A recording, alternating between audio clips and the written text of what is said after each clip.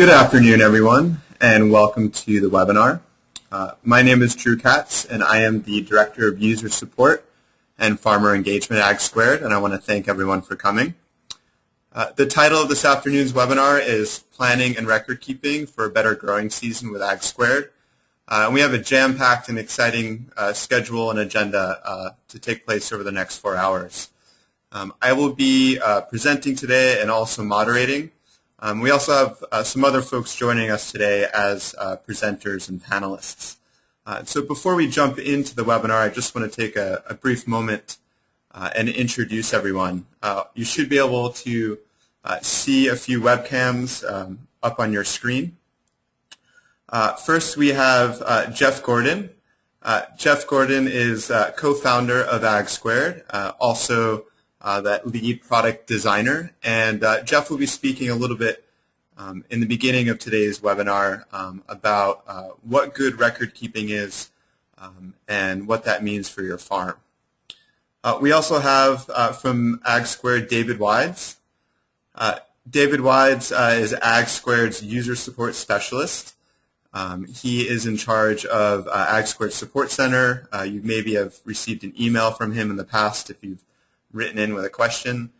David is also a farmer up in British Columbia in Canada and runs a small vegetable farm. We also have Joe Bazzelli, and Joe is in Pennsylvania, and Joe runs a CSA in Worthington, Pennsylvania, and has been an AgSquared user for a long time and has also been involved in other AgSquared trainings that we've done. So welcome, Joe. And then finally, we have Susan Beal on the line, and her webcam is not up currently, but Susan Beal is the Agricultural Science Advisor for Pasa, which is the Pennsylvania Association of Sustainable Agriculture. Without Susan, this webinar would not be possible. Working with Pasa, she's gotten the word out about this webinar to a lot of folks in Pennsylvania. And Susan will be speaking a little bit today about Pasa. So I also just want to point out David will be presenting, giving some of the product tour today and answering your questions. And Joe will be showing folks what his account looks like, his AgSquared account looks like throughout the webinar as well. So welcome, everyone. It's great to have everyone. And let's get started. Before we jump into the agenda, let's go over some webinar logistics. And I'm just going to stop sharing my webcam right now. Throughout the day, David and I will turn on our webcams at different points so you can see us. Webinar logistics, we're going to have a very interactive webinar today. There's going to be a lot of opportunities for folks to ask questions, even call in and ask questions out loud, and let's just make sure that everyone's up to speed and has their GoToWebinar panel set up correctly. You should see right now on your screen, there is my presentation window. In addition, you should have a small webinar control panel that's anchored to the right side of your screen. If the control panel is collapsed, you can expand it just by clicking on the small red arrow button.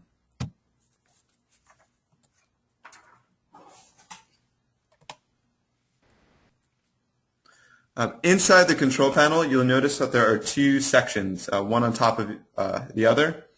The top section is where you can change your audio settings. This is where you'd go if you'd like to switch back and forth between using your computer speakers or calling in by telephone. If you are having audio issues and you are connected through your computer, some folks have more luck calling in by telephone, and you might want to give that a try. The bottom section of the control panel is where you can type in your questions to send them to David and I and see the answers that we send back to you. Throughout the webinar today, I really encourage everyone to ask questions as they come up. You're free to type in any question into the bottom part of the control panel. We'll see your question on our end, and then we can respond to it, and you'll see the answer pop up right in the control panel. We do have a very full house today. We have a lot of farmers who are on the line. It may take a little while for David or I to get back to your question, but over the course of the webinar, we should be able to get to the majority of questions. In the case that you ask a question that is going to be addressed at some point during the webinar through the presentation, we might hold off on answering your question and let you know that an answer will be coming soon throughout the webinar. One more item about questions. If you could just try to keep your questions on topic. We have a really full agenda today, so it would be great if you're typing in questions that they're sort of relevant to the webinar. If you do have specific questions about your account or technical questions, we're more than happy to answer them. We can certainly answer them after the webinar through an email. So we will be responding to questions both privately and publicly. Your name will never be associated with a question that's asked, but if you ask a question that we think is relevant to the group, we'll be sending it out to the whole group so everyone can see it. So even if you're not asking questions yourself, keep your eye on the bottom of the control panel to follow along with the conversation today. Asking questions out loud. Throughout the webinar, we'll take numerous breaks or pauses to allow for everyone to ask questions. We'll be doing a lot of demonstration of AgSquared, and then we'll open up the floor. You can be asking specific questions about whatever it is that we're demonstrating. The way to ask questions out loud, you'll notice that on your webinar control panel there should be a little icon of a hand. If you click that, and you can all practice right now clicking that if you want, we see on our end that you have a question. If you want to then unraise your hand, maybe your question gets answered, or you've just realized that you don't want to ask a question out loud after all, you can just click your hand icon again, and we'll see that you no longer want to ask a question.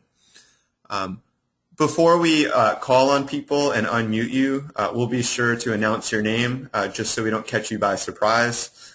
Again, we'll have sort of question and answer sessions reserved throughout the webinar, and we'll encourage everyone to raise their hands and then unmute you. You'll be able to ask your question out loud. Everyone will be able to hear you, and we can demonstrate whatever it is you're asking on our screen in our accounts. So this is a great way just to interact and converse throughout the webinar, and we really look forward to fielding your questions. Just another logistical issue.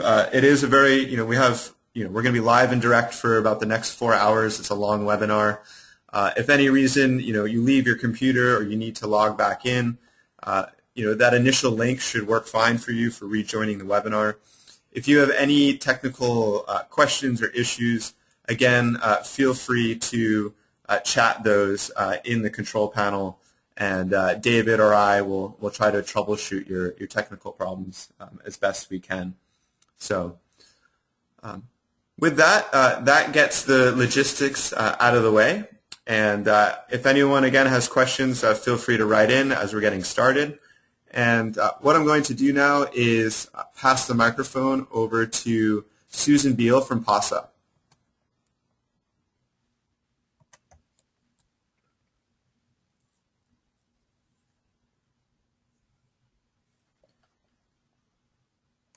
Nice to have you. Hey guys, it's nice to have you all on board here. This is a little bit different venue for a lot of folks who are more used to dealing in, physical presence, but I think it can be a really effective way to communicate. I also would like to thank the folks at AgSquared for being flexible, deciding whether they're going to get on a plane and come out across the Mississippi and meet out here, or whether we're going to do this as a webinar. Because a little bit over half the people here are not Pasa members, I thought it made sense to take a little bit of time just to say, who the heck is Pasa and what is it that we do. So the Pennsylvania Association for Sustainable Agriculture is a member-based nonprofit organization. We were founded in 1992 in Millheim, which is literally the absolute center of the state of Pennsylvania. We've got something around 6,200 members. 20% plus of those members are outside of Pennsylvania. and 80% of the members are actively farming. We've got offices in the western region, just north of Pittsburgh and Richland Township, and down east in Downingtown. The last couple of months, actually, we've had a recent merge with Future Harvest, Chesapeake Alliance for Sustainable Agriculture, and so that group and a group of hardy farmers down there is probably going to start looking sort of like the fifth region for Pasa. Our funding, a lot of people think that we're government associated or Penn State associated or extension associated, but actually our funding is driven by membership dues and generous donations. We do have some public grants and private grants, and we also do some revenue generating events as well.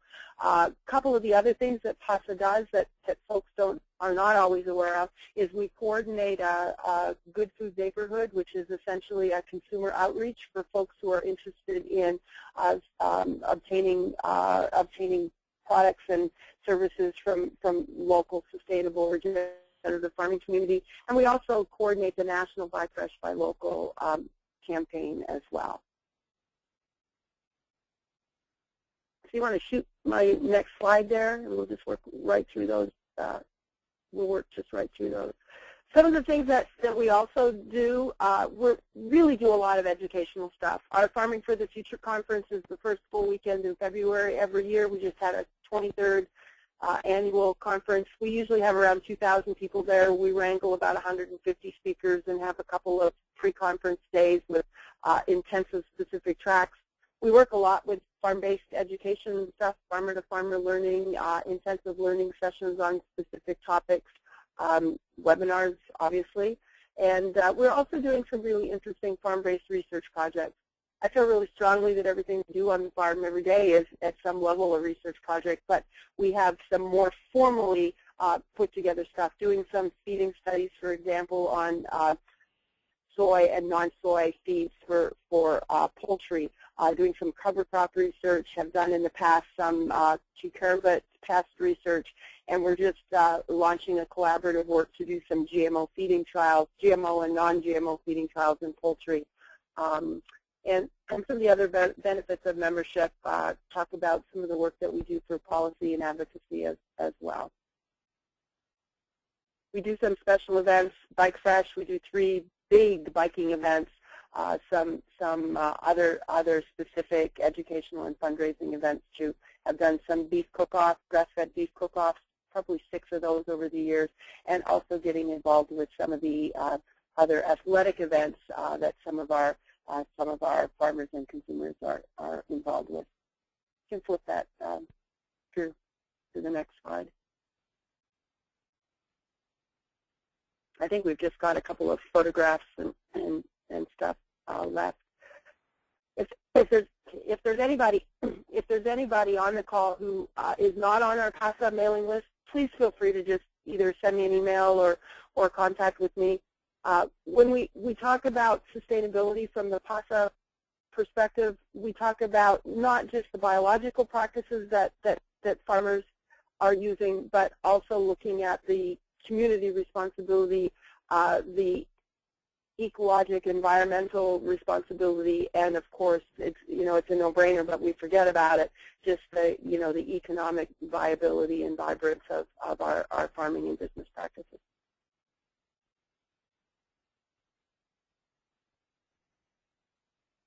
And again, I think that's the other thing. If we're farming today or doing anything today the same as we were 2 months ago or 6 months ago, there's always that question if we're becoming complacent and not pushing that envelope, to keep up with the changes and adaptations that we need to make every day.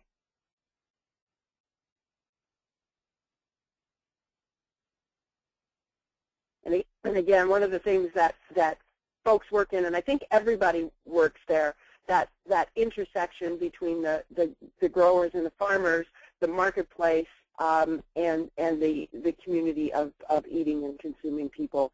And that Venn diagram, is a little bit different for every one of our individual situations, but to think that we're working in isolation is a fallacy. And so we start looking at those interactivities and interactions of wholes and different communities and how that can work together to to keep a good, vibrant, ecological, sane farming economy. I just had a couple of really quick slides about kind of field day stuff. We do field days that address all sorts of things. Our membership is really broad. We have everything from small holdings, less than half an acre, all the way up to large holdings of sections or more. The farmers in our membership, everything from Demeter certified biodynamic farmers through to conventional farmers. Vegetables, grains, small grains, commodity crops, every kind of livestock you can consider, fruit, specialty crops. So it's a really diverse population, and we try and reflect that in our both our communication and also in our educational opportunities. So these are photographs from actually a pig butchery workshop that we did last year, where we did everything. I mean, this literally was a pork to fork kind of event. And I think there's just a couple of other slides just to show that there's actually people involved out in the field. This was a small grains workshop that we did in collaboration with some work that we're doing with Cornell and some of the organic grain research and information network that's actually nationwide, but specifically working with the guys in the Northeast. We're actually out modifying some shelling and husking equipment there. And I think the last slide is just a picture of some folks out in a silvopasture situation, looking at through some regenerative forestry. And actually, if you turn your backs to the way just behind our backs, there is actually they're running some hogs on rotational pasture grazing. So there's a wide variety of things. I'm going to let you guys go for the afternoon. I'm going to be circling a little bit. If anybody has any Pasa specific questions, I'll be around either now or afterwards, and I'm happy to send anybody information about the rest of our upcoming farm-based education season. Thanks a lot, Drew, and guys, have a good afternoon.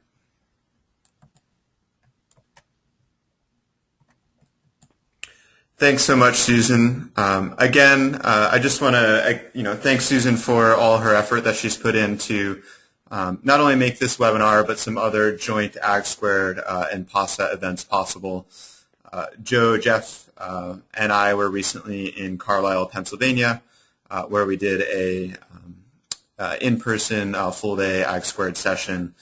And unfortunately, we weren't able to do that this time around, partly due to some of the weather that Pennsylvania is experiencing right now. But that's, we look forward to working with Pasa in the future on similar events. Moving right along, let's go over some webinar goals. What are some of the goals for the webinar today, and what can you expect? A first goal is, really to understand and talk about the greater value of record keeping and how it can help your farm.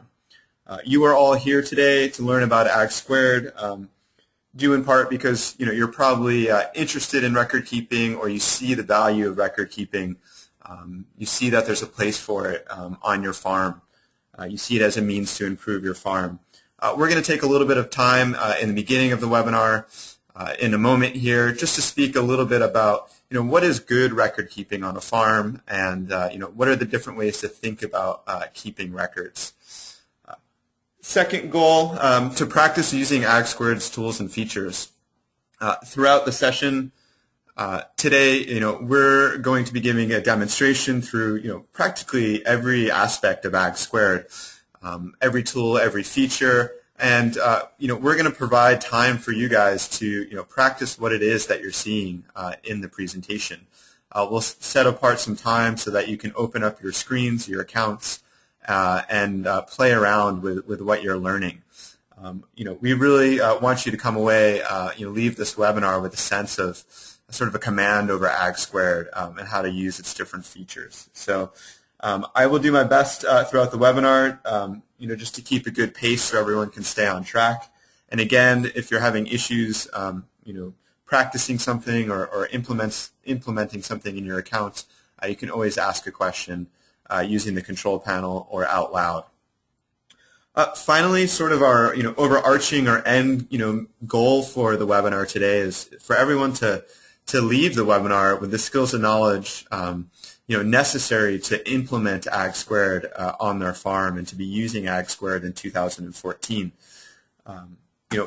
Crop planting season is here. I know many of you might be looking outside and seeing wintry weather, but before we know it, spring will be here, and we think it's really important that you guys leave today with the skills and knowledge to feel comfortable and confident using AgSquared, so that you can do your crop planning and also your scheduling and your management as the season gets going, and have AgSquared at your disposal as a valuable and useful tool in the coming months. And of course, there'll be plenty of opportunities for follow-up directly with the support staff, also with other webinars after this session. So again, I don't know if I mentioned this, but this session will be recorded. It is being recorded right now, so this will be a reference, this video, for everyone moving forward. We will download and then upload the video in the coming week and share a link to everyone so that you can see the recorded webinar.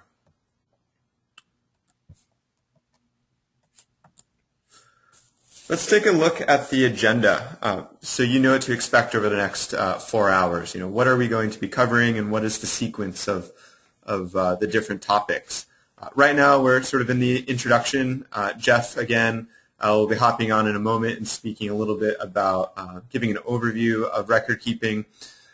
Then we're going to jump right into AgSquared account and start setting up a farm. I'm going to walk through the sign-up process. We'll look at how to create a farm profile and then get into mapping your farm and drawing places onto your farm. We'll have some opportunity for question and answer sessions at that point. Then we'll move on to crop planning, look at how to add crops and plantings into AgSquared and start building out a crop plan. We'll go over some crop planning scenarios using AgSquared's calculators to determine the layout and spacing of your plantings on your farm. At that point, we'll have some more question and answer, and then I'm going to pass the microphone over to David Wides of AgSquared, who's going to be talking about points 4 and 5, scheduling and management, and record keeping and review. We'll be spending a lot of time in the AgSquared calendar where these activities are taking place.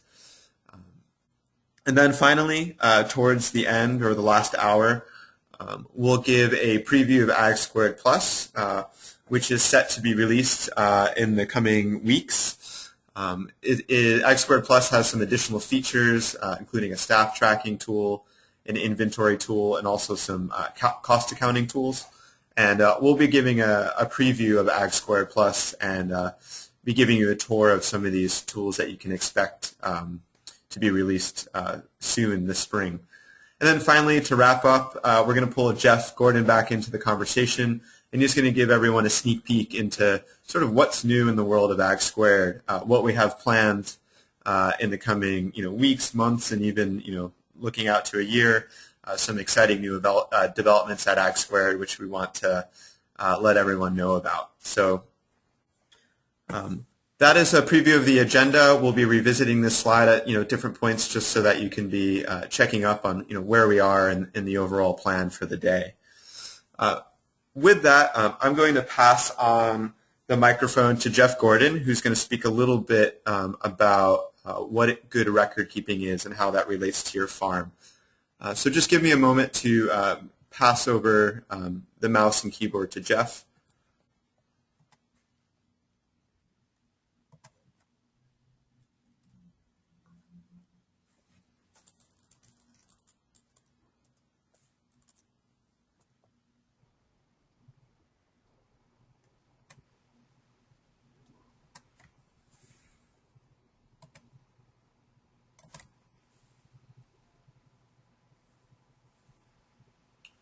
Are you there, Jeff?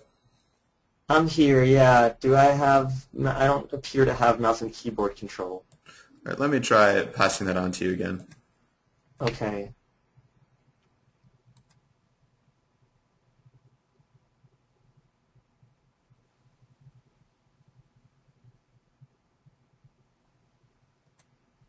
Can you try now, Jeff? Yeah, sure. Oh, yeah, that appears to be working. Great. Fantastic. Okay, thank you, Drew. So, Drew, thanks so much for that introduction, and thanks as well, Susan, for your introduction and for helping to organize this session today. So I'm going to give a pretty quick little overview here of what good record keeping is all about. It sounds like a silly question at first, but it's not an easy one to answer. I've had a lot of conversations with people over the years about what makes good record keeping, and in the absence of any real, a lot of people don't give it a lot of thought. You're all here because you want to keep better records. But in the absence of a conversation about what makes better record keeping, a lot of people sort of default to the assumption that more records are better records. And when you think about it, you know that can't really be the case, because you could spend all day, every day, keeping a massive number of records, but not actually be getting value from them. So it became clear very early on in my conversation with growers about good record keeping that there had to be more to it than just keeping more records. So the conclusion that I've come to over the years is that good record keeping is about targeted and organized record keeping. Let's take that apart. So first of all, targeted record keeping, what is that? It means keeping records that help you achieve reasonable goals that you have set for your farm. Note that I put the word reasonable there. That's pretty important. So, when you're coming up with a plan for keeping records on your farm, you should have ideas in your mind. What do I want to do with those records? If you have goals for why you're keeping those records, then you can make sure that the record-keeping plan on your farm is targeted. And the fact that they have to be reasonable goals, well, that's just reality. You can have really great ideas for what you can imagine you could do with records on your farm. But I always advocate for thinking small first and growing bigger over time. So targeting is all about setting good, reasonable goals for your farm. The other aspect of record keeping that's crucial is organization, organized record keeping. You need your records to be in a format that makes them makes it reasonable for you to be able to achieve those goals. Or think about it another way. You want it to be pretty easy to go from your records to achieving your goals. If you keep all the information you need, but it's in a really tough format to use, that's not so useful either. So in general, when I think about establishing record-keeping plans, it's about keeping the right records and keeping them organized in the right way to be able to help you accomplish whatever goals you have on your farm. So let's talk for a minute about what the process might be if you were to sit down and start pulling together a record-keeping plan for your farm. The first step, as we just discussed, is you have to ask yourself, what goal do I want to accomplish? And that's something that you should always be thinking about. What am I aiming to accomplish in keeping records on my farm? Once you've answered that question, the next question you need to ask yourself is, okay, well, great, what pieces of information am I going to need to accomplish that goal? It could be pretty simple, right? If your goal is to better understand your yields, then in order to accomplish that, you need to know how much of everything you planted on your farm, right? How much of each crop you planted, and how much of each of those crops you harvested over the course of the season. In contrast, if your goal is labor tracking, then you need, okay, fine. Now I need to know every single thing that happens on the farm. I need to know who did it and how much time they spent on it. So spending a little bit of time thinking about the information you need in order to accomplish those goals is pretty crucial to help you zero in on, what are you aiming to do with your record keeping? What pieces of information do you need to capture? Once you've answered that question, you can ask, okay, well, where in my farming process am I actually generating that information? It can be anywhere. When it comes to the yield conversation, for instance, some of it comes out of planning, right? Or your farm map, I guess you could say. How much of each crop did you plant on the farm? And then some of it has to come out of the harvest process. How much did you harvest, or how much did you sell? If we're talking about labor tracking or cost tracking, well, labor information is generated everywhere in your farming process. So, it's out in the field whenever anybody is doing anything. So, really identifying exactly when you're going to be creating that information is really crucial, so that you can then ask the question, well, so what's the easiest way to capture that information? Maybe it's a clipboard sitting by the scale in the packing house. Maybe it's a notebook, a little notebook that every worker on your farm has to carry around with them and jot down information about what they're doing. But you can only answer that question if you've gone through the process of figuring out what goals you want to accomplish and what information you need to accomplish them, and where in the farming process you're going to generate that information. So once you've gone through that process so far, then you start thinking about accomplishing your goals with that information. So what's the easiest way to keep that information, and what's the best way to keep it organized, I guess, so that you can use it later to make good decisions or to accomplish your goals? That's a complicated question. We'll get back to it at the end. Suffice to say that it may not be the case that the way that information is organized for easy capture is also the way that it's organized for easy use later on. That's a problem that we'll talk about. So finally, if you've gone through this process, just as a reality check, you can ask yourself, how can I make use of this information to accomplish my goal? If you've gone through this process correctly, then by the end, you'll have a clear answer. You'll have information that you've planned to collect, you've planned to organize it in a certain way, all for the purpose of accomplishing specific goals. So with that as a very general framework, I want to open it up to you guys and ask you, what goals do you want to accomplish? I'm going to open it up. I'm actually going to share my webcam here for a minute, so that you guys can see me talking while you're writing into me. Go ahead and go into your question pane and give it just a minute or two of thought. What kinds of goals are you guys hoping to accomplish in setting up a record-keeping plan on your farms? And just go ahead and chat those to me. And as you chat them to me, I'll read some of them out loud, and maybe we can have a little bit of a conversation even about why you want to keep records on your farm.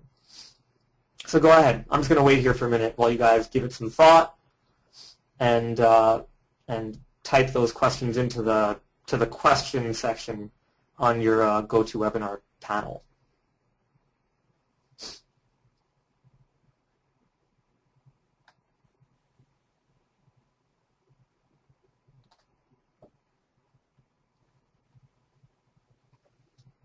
Okay, seeing a bunch of ideas here coming in. One is tracking crop rotations. That's a really important one that I hear all the time.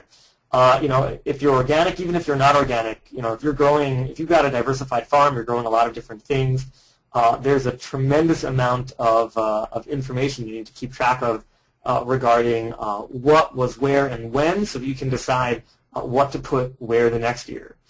So that's a really good call. Another idea that came in is increasing profitability and ROI, and increasing productivity. That's a really great thought. So if you want your farm to be profitable, let's be honest, there's no such thing as a sustainable farm that's not a profitable farm, because if you go out of business, then you're not really sustainable, right? Obviously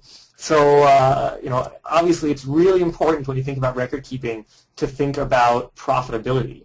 And the best way to do that is to understand all of the costs on your farm and all of the returns for every vegetable or fruit that you're growing, every crop that you're growing. That's quite a bit of record keeping, but the returns can be really, really valuable. Another idea that came in, the quantities of vegetables harvested. It's huge, right? If sometimes you don't even have a good sense, if you're not keeping good records, it's really hard to know even just how much of everything you harvested over the course of the season. This obviously has a huge impact on your business, because your business is, at the end of the day, your business is to sell those vegetables that you harvested.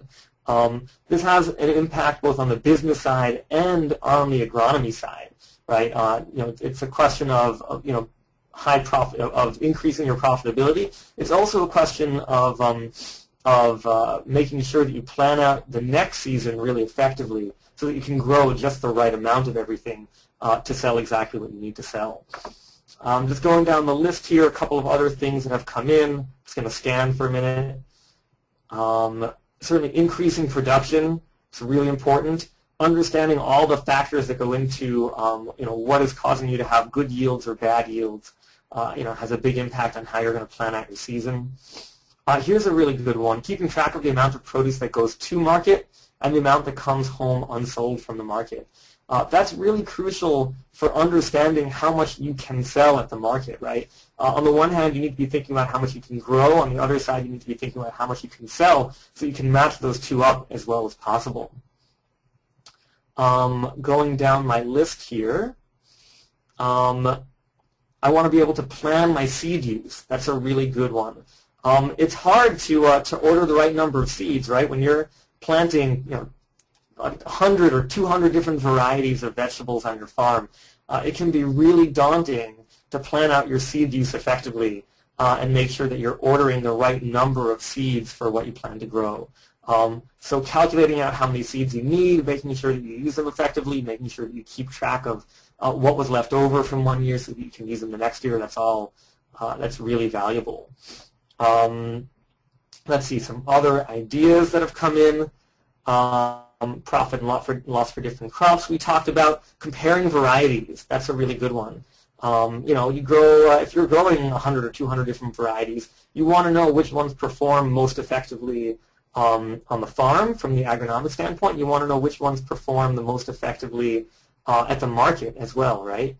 And so, picking one variety over another really is highly dependent on having good records about which ones perform best from both a production and from a business standpoint. Let's see what else has come in. One that came in that's interesting to me is more efficient overall record keeping from year to year. That's really interesting. We hear a lot of ideas about, I want to keep better agronomic records. I hear a lot of ideas about I want to keep better business records.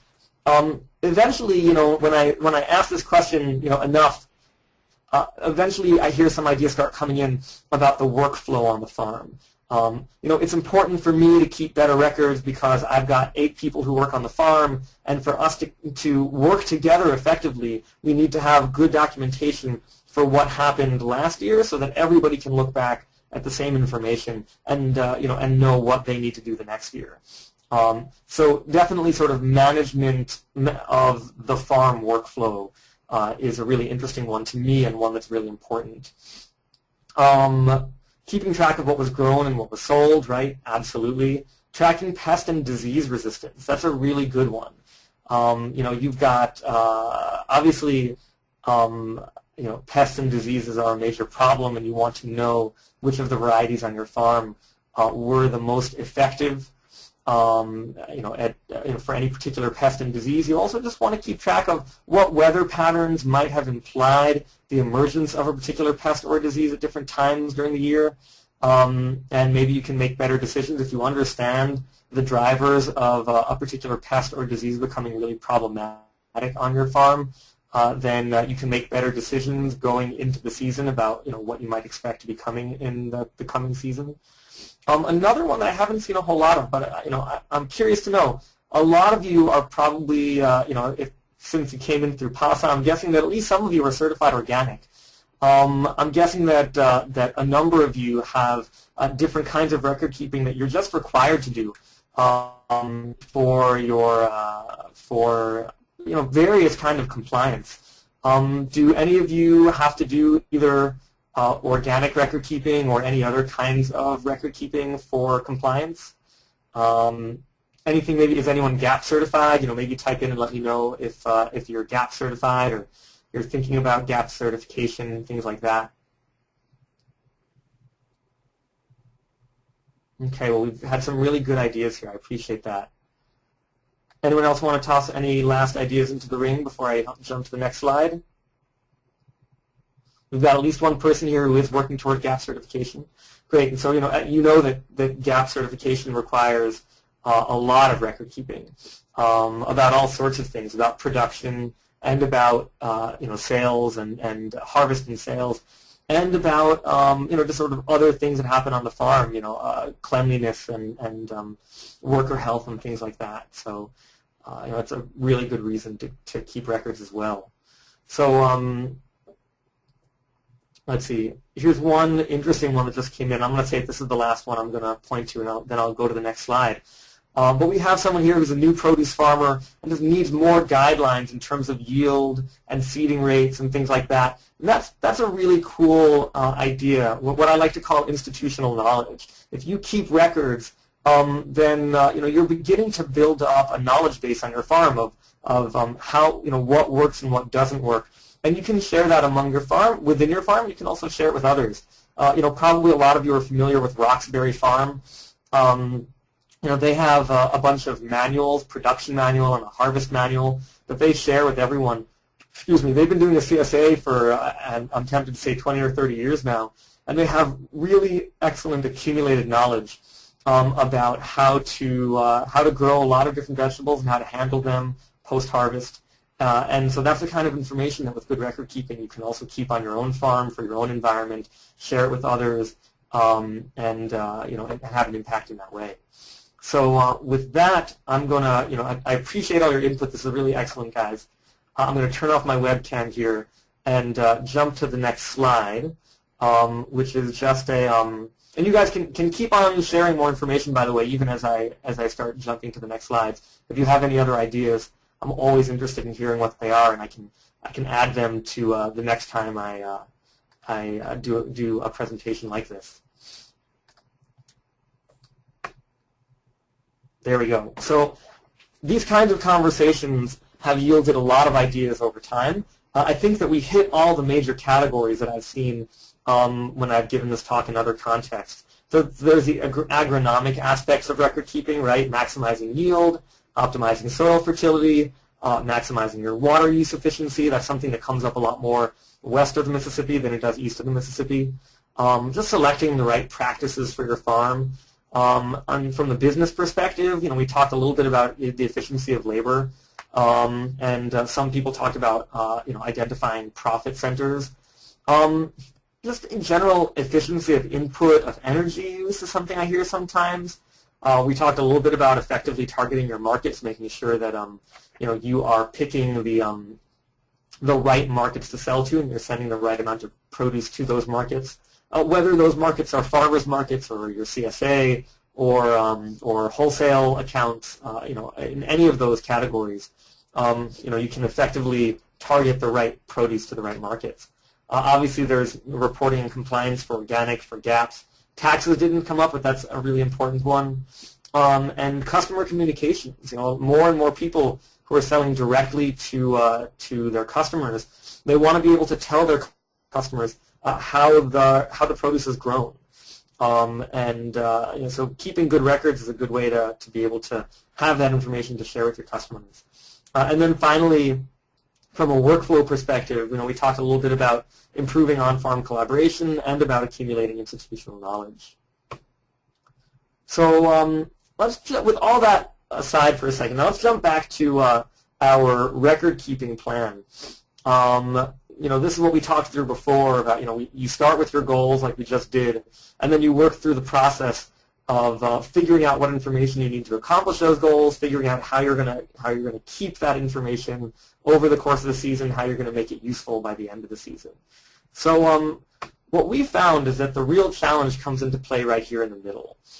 So you've figured out where in the farming process you need to keep your you're generating information that you need to keep as records. So then you can ask the question, well, what's the easiest way to capture that information as I'm generating it or as my workers are generating it? And then you can also ask the question, what's the easiest way to keep that information organized to enable later use? I've spent a lot of time thinking about this problem, and I'll tell you, it's very, very common for the easiest way to capture your information being not the same as the easiest way to keep that information organized for later use. In fact, we encounter this problem so often that we've given it a name. We call it the redundancy problem. Easy to collect is not easy to use. Think about it. If you want to keep your labor records, then you need to have information out there. You need to have some kind of way in the field for everybody who works out there to keep track of everything they do and how much time they spend on it. And probably you want them to keep track of what crop they were working on, right? Because ultimately the value of your labor records, or at least one major value of your labor records, is understanding, how much time do I spend on each of the crops that I grow. The problem is, for that information to be useful later on, it's not helpful for it to be organized by. It's not helpful for it to be organized, on little pieces of paper that people fill out as they're doing their work for the day. You need it to be organized by crop. So, maybe you can think of it that in the one hand it's organized chronologically, and on the other hand it's organized by crop. And so we tend to see a couple of major kinds of organization emerging. There's a lot of different ways that information can be organized, but one of the primaries I'd call the narrative. It's the chronology, what happened in chronological order. In order to make that information useful, sometimes you're going to need to see it organized by crop. Sometimes you're going to need to see it organized in a calendar. Sometimes you're going to need to see it organized on a map. So you can sort of get to the spatial aspects of your farm management.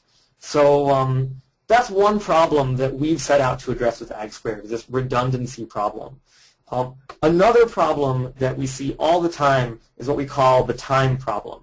And that is that there is not enough time. I mean, it's plain and simple. No matter how much time you want to devote to record keeping, you never have enough time to do so.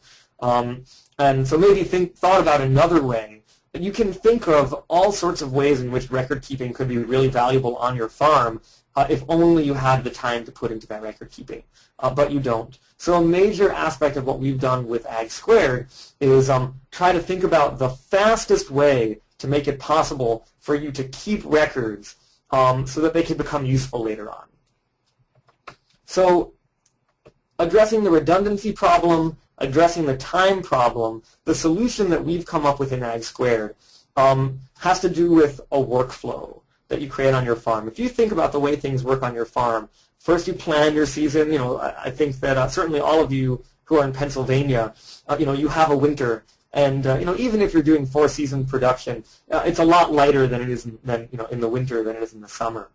And I'd say that for most people it's true that there is an off season. So most people are sitting down and planning out their season in some way when they have a little more time to think about their growing season. In AgSquared, we created a lot of planning tools to help you plan out that season. We have calculators and mapping features and all of the things that you would want from a planning tool for it to be really useful to help you plan your season. But the way we see it, you're already capturing information about what should be going on your farm, right? So, of course, I mean, it's a joke to say that, everything might go according to plan, right? These are farms and, nothing ever, or the vast majority of things don't go according to plan. That's reality, and that's fine. But certainly, you can imagine that when you're sitting down and creating your AgSquared plan, you're already entering records for anything that you do over the course of the season that you planned to do. And you can think of that planning process as something that happens on a yearly basis. You can also think of it as something that happens on a weekly basis or even on a daily basis. So that's an important aspect of AgSquared, is that planning process. We take all of the information that you plan. You tend to plan it by crop, or you plan it on your map. And we put that information into a day-to-day management tool. It's a calendar. So now you can see everything that needs to happen on your farm on a day-to-day or on a week-to-week basis.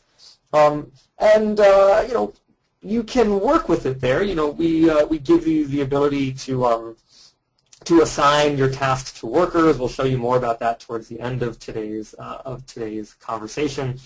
There's all sorts of ways that you can sort of manage your day-to-day operations, your to-do list with AgSquared.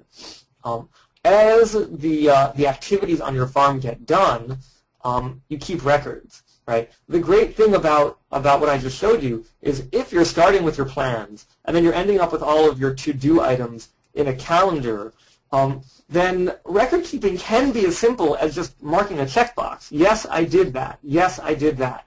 And so in that way, we make record keeping really, really fast for all of the things that happen according to plan on your farm. I'll say we also, we respect the reality that things don't go according to plan. So our management tools have a lot of features that allow you to be flexible to things not happening according to plan. So, for example, Drew and Dave will show you later. We have all sorts of features in the calendar that let you reschedule things. If you end up planting 2 weeks late because it was a cold season, it looks like it's probably going to be a cold spring this year, right? If you end up planting 2 weeks late as a result, AgSquared is smart enough to just push your harvest back 2 weeks as well. So things like that, we try to build in as much flexibility as possible to respect the fact that things don't always happen according to plan. But eventually, you get to this record-keeping process, and then as your marketing activity is complete, you have the space to enter in more information. Maybe you're snapping a photo. Maybe you're entering labor time.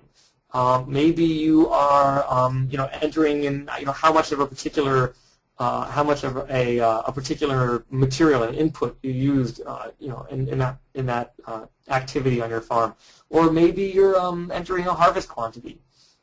All of these things are possible during the record-keeping process in AgSquared. And then, because AgSquared is a computerized system and not just on paper, we're able to take that information and let you analyze it and make more sense of it. So we can take information that you entered into your calendar on sort of a chronological basis and organize it crop by crop, or organize it in a map, or as Drew will show you later, organize it by worker, or organize it by input to make the most sense of the records that you have on your farm. So we're really excited about the way this workflow works for people. We found that people who start using AgSquared and use it for a whole season on their farm, they begin to find that all the work that they put in at the beginning of the season, planning out the season, really pays off when they're in the middle of the season and they're ready to keep records. So with that, I'm going to hand it over to Drew again to take over and start showing you how AgSquared works and let you try it on your own. Unmuted. Thanks, Jeff, for that overview and talking about record keeping. This slide that we have up on the screen, the solution, or we also refer to it as the workflow, is something that we'll be revisiting as we are giving a tour through the AgSquared software. So back to the agenda. We've gone through the introduction now, and as Jeff mentioned, we're going to jump right on into the AgSquared software and look at how to set up a farm and eventually move on and do some mapping and drawing of places. One thing I want to do quickly, just to get a sense of who's in our audience right now, I'm going to launch a poll which everyone will be able to see. And if you could just mark the answer that best sort of describes your experience as an AgSquared user, just to give us a sense of everyone's sort of experience with AgSquared. So you should see on your screen in just a moment a poll that has come up, which best describes your experience with AgSquared so far. If you could just click on one of the answers and click submit. I'll give you a few minutes to do that, or a few seconds, I should say, and that will help us just get a sense of who's on the line and how we should tailor the presentation. So I'll give you all just a minute or two to fill out this form.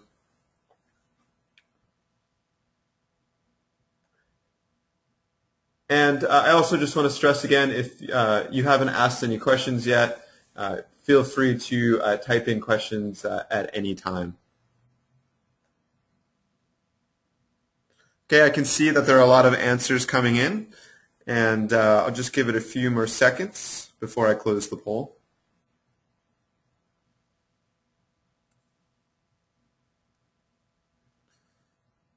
Great, it looks like just about everyone has answered.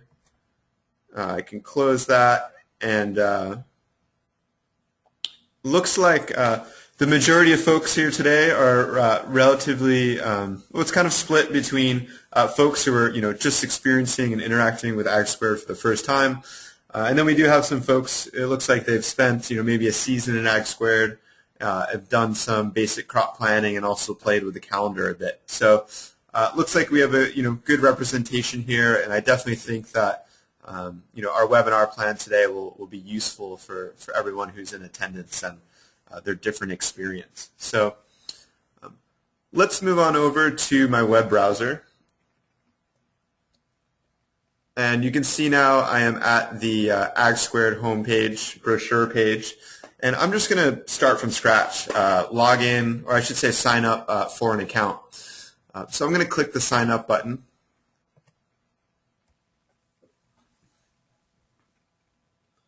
And go ahead and just create an account by entering in some basic information, my name, email, and a password in order to start my free trial.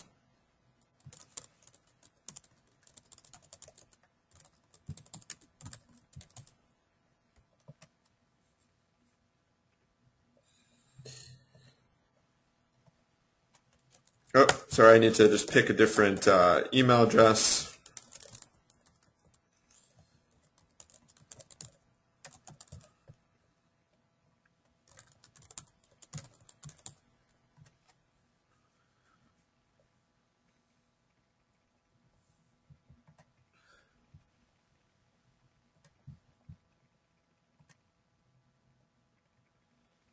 All right, so when you can see here, I submitted my basic information. It sent an email to my inbox. I can go to my inbox. I receive an email from AgSquared, and I can verify my account just by clicking on the link. And just like that, I'm set up with my free trial of AgSquared. And I'm ready to start using the software and setting up my farm. When you first log into your account, we recommend you go over to set up your farm, which is located up here. And at this point, you can enter in your farm profile. So this is entering in just some basic information about your farm. This is a way to sort of build out your account details. So I'm going to put in a farm name. We'll use Growing Goods Farm. Just as an example name, I can put in an address. There's an address that we use for a lot of our demo accounts that I'll enter in. This farm happens to be in Indiana.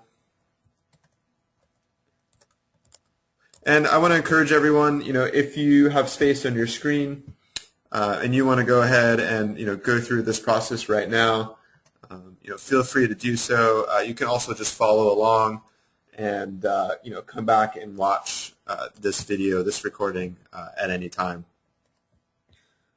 I can enter in information, my telephone number, my email, and so forth. And I'm not going to fill in all the different boxes here for you.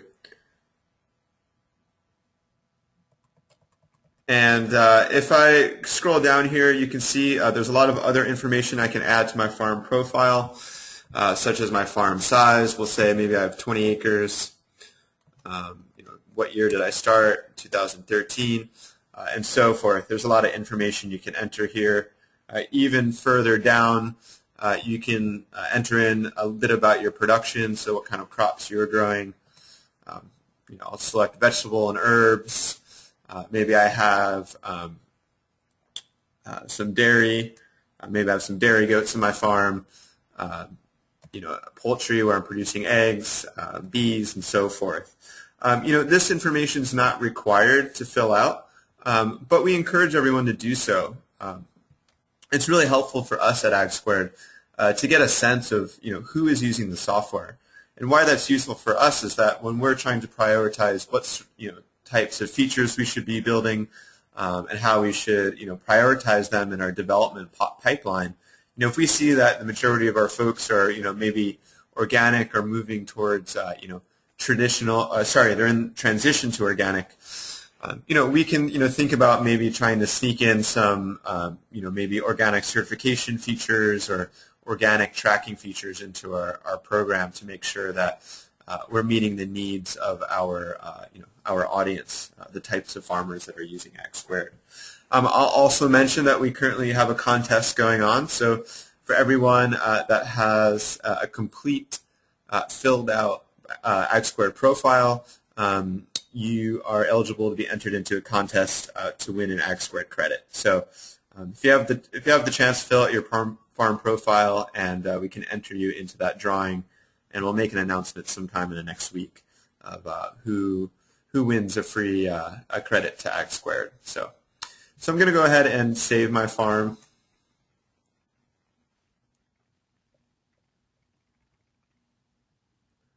And you can see here that I have the beginnings of a farm profile. I haven't entered in that much information. In order to be entered into the contest, you need to make sure that your bar up here says 100% complete. So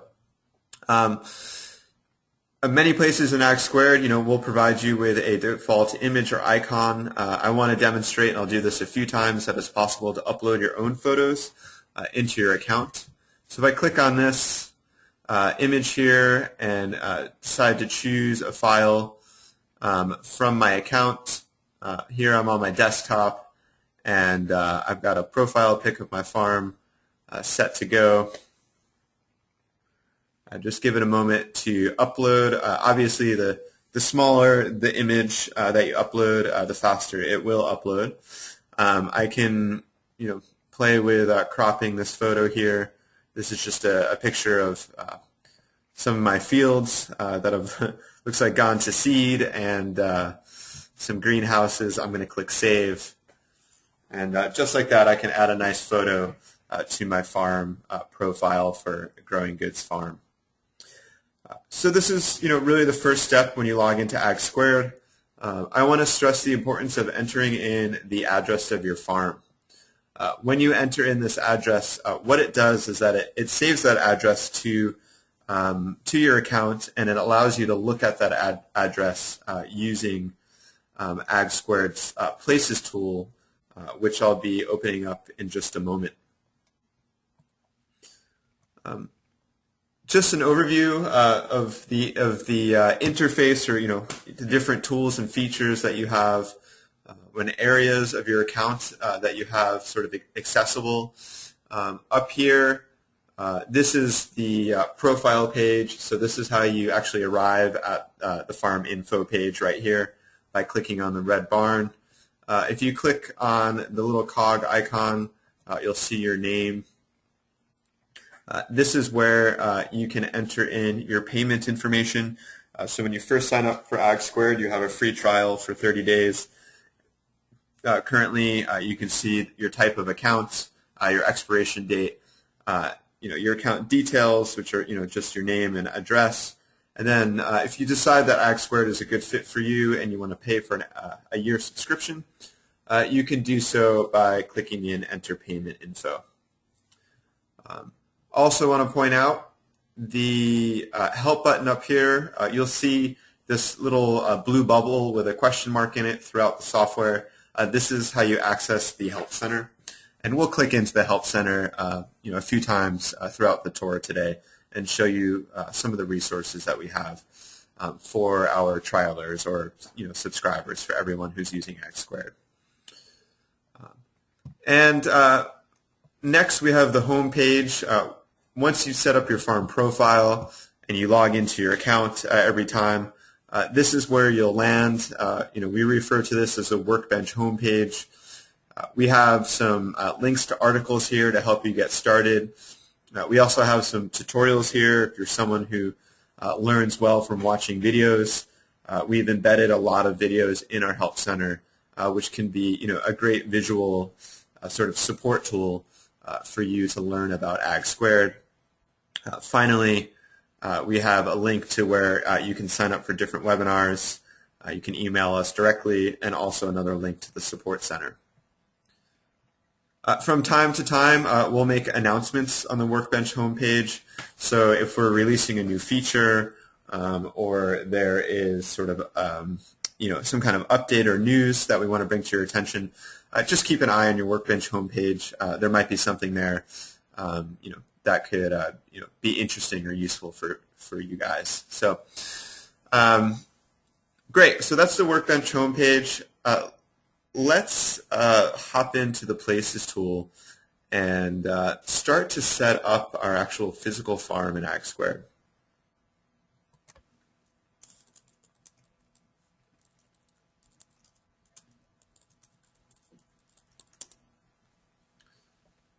Great.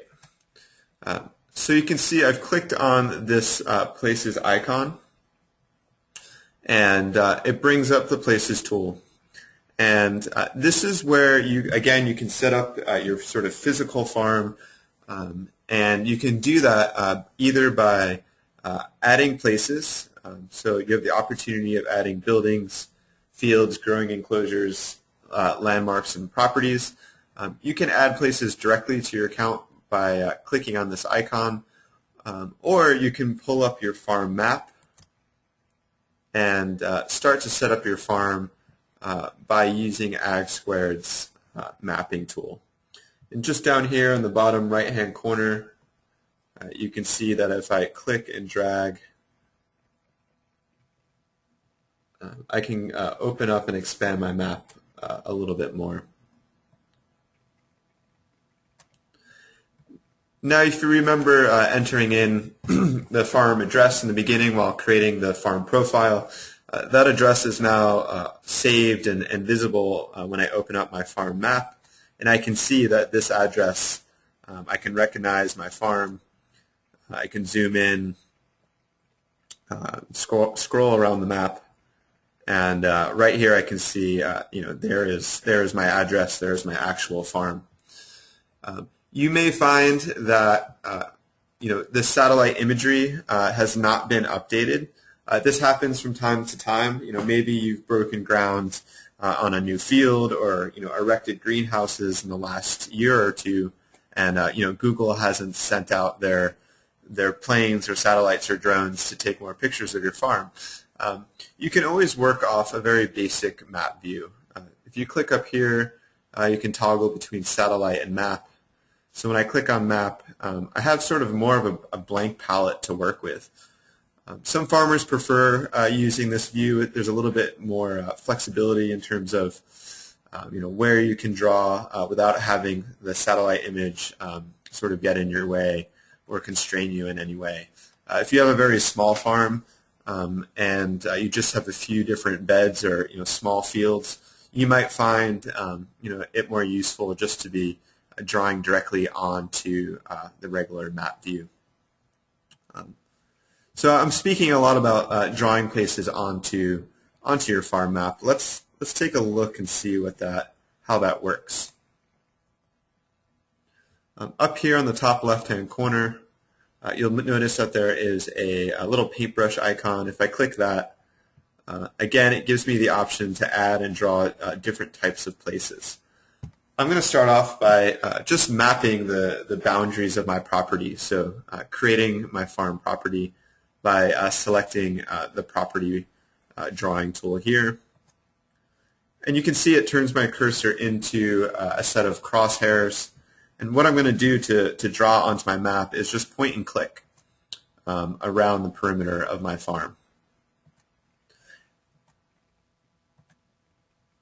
You can see here I'm not being too exact. AgSquared's mapping features aren't really for precision mapping per se.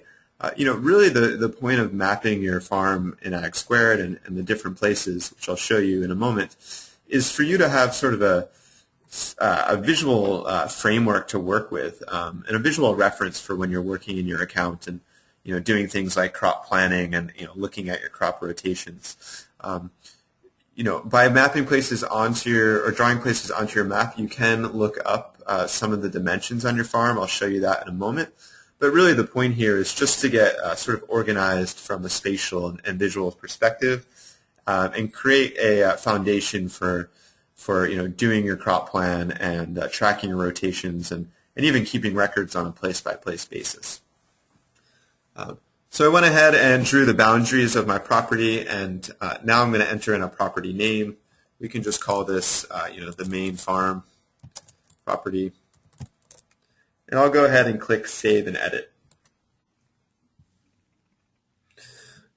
You can see right here it's calculated just by drawing my property, its boundaries. It's calculated my acreage to 17.68 acres. I can put in a description here if I'd like. You'll notice in AgSquared there's a lot of different text boxes or entry fields. Some are highlighted with green and others aren't. The ones highlighted in green are those that are required for you to fill out on any given form. So in this case, it's not necessary for me to put in a description if I don't want to. I'm not going to put one in right now. But if you wanted to put in a description about this property, you could do that here. This is just a free text form. I'm going to go ahead and click Save. And just like that, my property has been saved. I think a question came in. I'm looking at some of the questions that are coming here in my control panel about is it possible to work with multiple properties? It sure is. And we know that it's quite common for farms, possibly to, rent acreage on a neighboring farm. Maybe you have a pasture set aside down the road for animals if you have them. And the way to account for, a separate property is simply just to map that property and add it to your map. So, we can pretend for a moment that as I scroll across the map here, I can see that, here's a field that I rent from my neighbor, and I can go ahead and map that property, draw that property onto my map, so I can keep track of everything that's going on in that property separately. So I'm just going to draw my boundaries, click Save, and we could call this rental property for summer grazing. We get really specific with the name here. I'll just click Quick Save here, and it's been added to my map. Now, what's really nice about the mapping feature, maybe I'm zooming in, and maybe I wanted to add an actual field to this property. I'm working on my map right here. If I want to get back to my main farm property, I can use the property selector. And you can see now that it lists the two different properties. So if I want to get back to my main property, I can just select main farm property, and it brings me back to my main farm property on the farm map. So this is a really good way to sort of organize your account if you're working with properties that are separate from each other. So that's mapping a property. Let's go through and map different types of places. Let's go ahead and map in a field. So there's a field option right here with the yellow drawing icon. I'm going to select field, zoom in a little bit more, and just go ahead and draw one of my fields. Again, I'm just pointing and clicking around my field, and when I'm done, I can click Save and give the field a name. We'll call this the lower field. I'll click Save and Edit. And you can see here I have some more options or some different types of information I can immediately enter about this field. One, it assigns this field to my main farm property. I can enter in a light profile if I want. You can just say, full sun. Again, I can put a description. I'll just do this as an example right now. We'll say, lower field use primarily for, vegetable production in the summer. Maybe this field is organic. I can mark it as organic so I have that record. And again, I can look at my dimensions. If you happen to know, the tillable area, maybe you've walked the field before, and that differs from the area that the AgSquared's map has sort of calculated for you, you can enter in that difference here if you'd like. So I'm going to go ahead and click Save and save this field to my map. It's possible to add beds to fields. That's something that's done not in the map display, which we're looking at now. It's done back in the Places tool, and that's something that I'll walk everyone through in just a moment. Let's add some other places. I'll go ahead and add a growing enclosure. The term growing enclosure is something a term that we use to account for growing enclosure is a term that we use to account for any sort of like covered growing structure on your farm, whether it's a hoop house, a greenhouse, or a high tunnel. I'm going to click on the growing enclosure button, zoom in a little bit, and just mark the boundaries of the perimeter of this greenhouse that I have right here. Click Save, and name this growing enclosure. We'll say Greenhouse 1. Save and edit. There's some more information we can enter in about growing enclosures or greenhouses. For example, again, it's calculated the area from my map. If you are planning on directly sowing, planting or having production in your greenhouse or in your high tunnel that's going to be in ground, be sure to click the Expose Soil button right here. What that does is tells AgSquared that you will be doing direct sowing and gives you the opportunity to add planting beds to that specific greenhouse. And I'll click that just to show you what it looks like to have beds in your greenhouse in just a moment.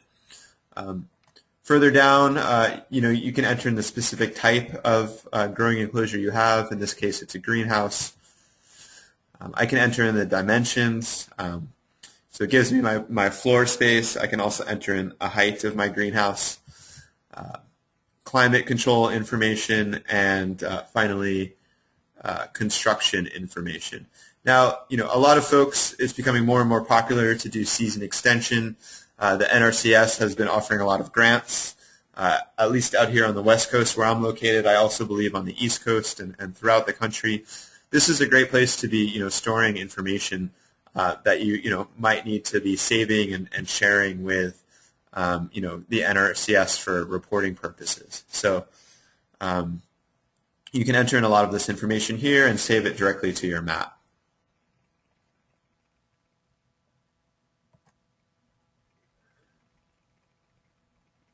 So if I zoom out, you can see my farm starting to come together. I have my property mapped, a field mapped, and also a greenhouse.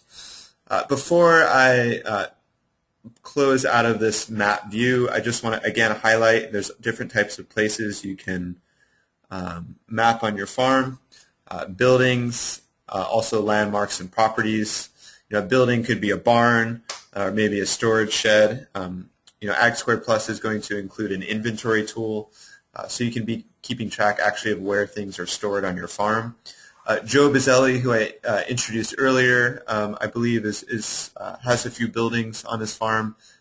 In a moment, Joe will actually open up his account and show you how he's using the mapping tool, and that will just be nice to get the perspective of what actually a full farm map looks like.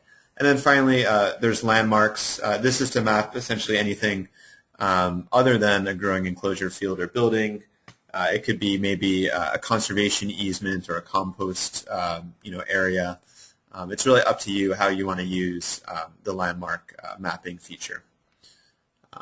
One other item or feature I want to point out is this print button here. At any point, if you want to print out your map, maybe you want to after you've completed it, you want that visual to be posted somewhere, maybe out on your farm, or just have a paper record of it. You can certainly print it out and use it to share with your staff. It could be a good visual reference for maybe your organic certifier, or if you need to do reporting for any programs that need a map of your farm, this is a quick and easy way to generate a pretty nice map. So I'm going to go ahead and close out of the map display and just show you what it looks like now that some of these places have been added to my Places tool. You can see here on the left-hand side, I can toggle between how places are organized. So I'm going to click on Type.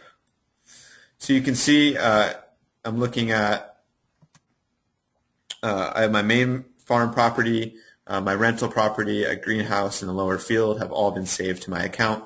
Now I have a record of these places. And if I click on any one of these, you can see some of the little bit of information that I entered in has been saved to the Overview tab of that place. Again, I can upload a photo. I'll do that, another example of that. Again, it's just a great way to personalize your account. And also if you have a lot of different fields on your farm, and let's say you have new workers on your farm and they're not really sure how you refer to fields, here's a nice visual reminder for them or for yourself, as in which specific field you're working with or thinking about. So there I've uploaded a picture of my lower field, and I want to point out at any point you can edit a field or any place for that matter by clicking on the Edit This Place icon. Actually, throughout the AgSquared software, you'll see an edit icon that's a little pencil. And when you click on that, it brings up an edit form for that object, which in this case is a field. So if you ever want to update information about anything in your account, look for the Edit button.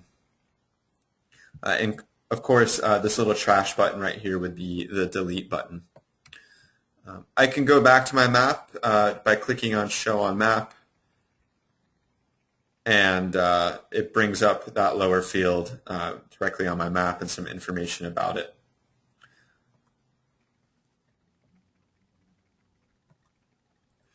I'll click into my greenhouse that I added, and again I can see some of the basic information I entered. I will upload another photo to my greenhouse.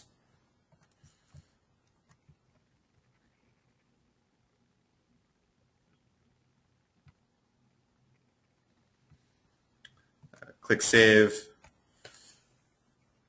and there's a nice image of my greenhouse as a visual reminder of where I'm working. Let's look at some of these other tabs that are coming up when we open up a place. I'm going to start actually by showing the lower field again. You'll notice here that there's a Beds tab and also a Schedule tab.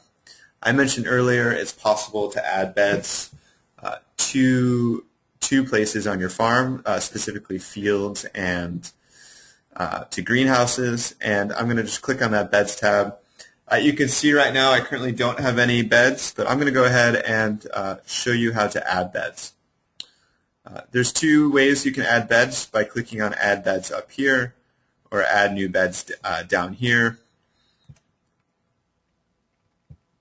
And I can enter in a number of beds, so however many beds are in that given field. We'll just say there's 10 beds in my lower field, and then you can enter in a length of your beds. Maybe I have a 350-foot long beds, and we'll say that they are 5 feet.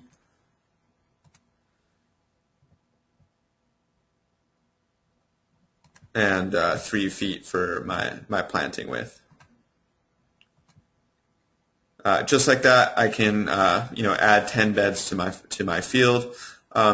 We understand that not all fields are perfect, or perfect squares, or rectangles for that matter.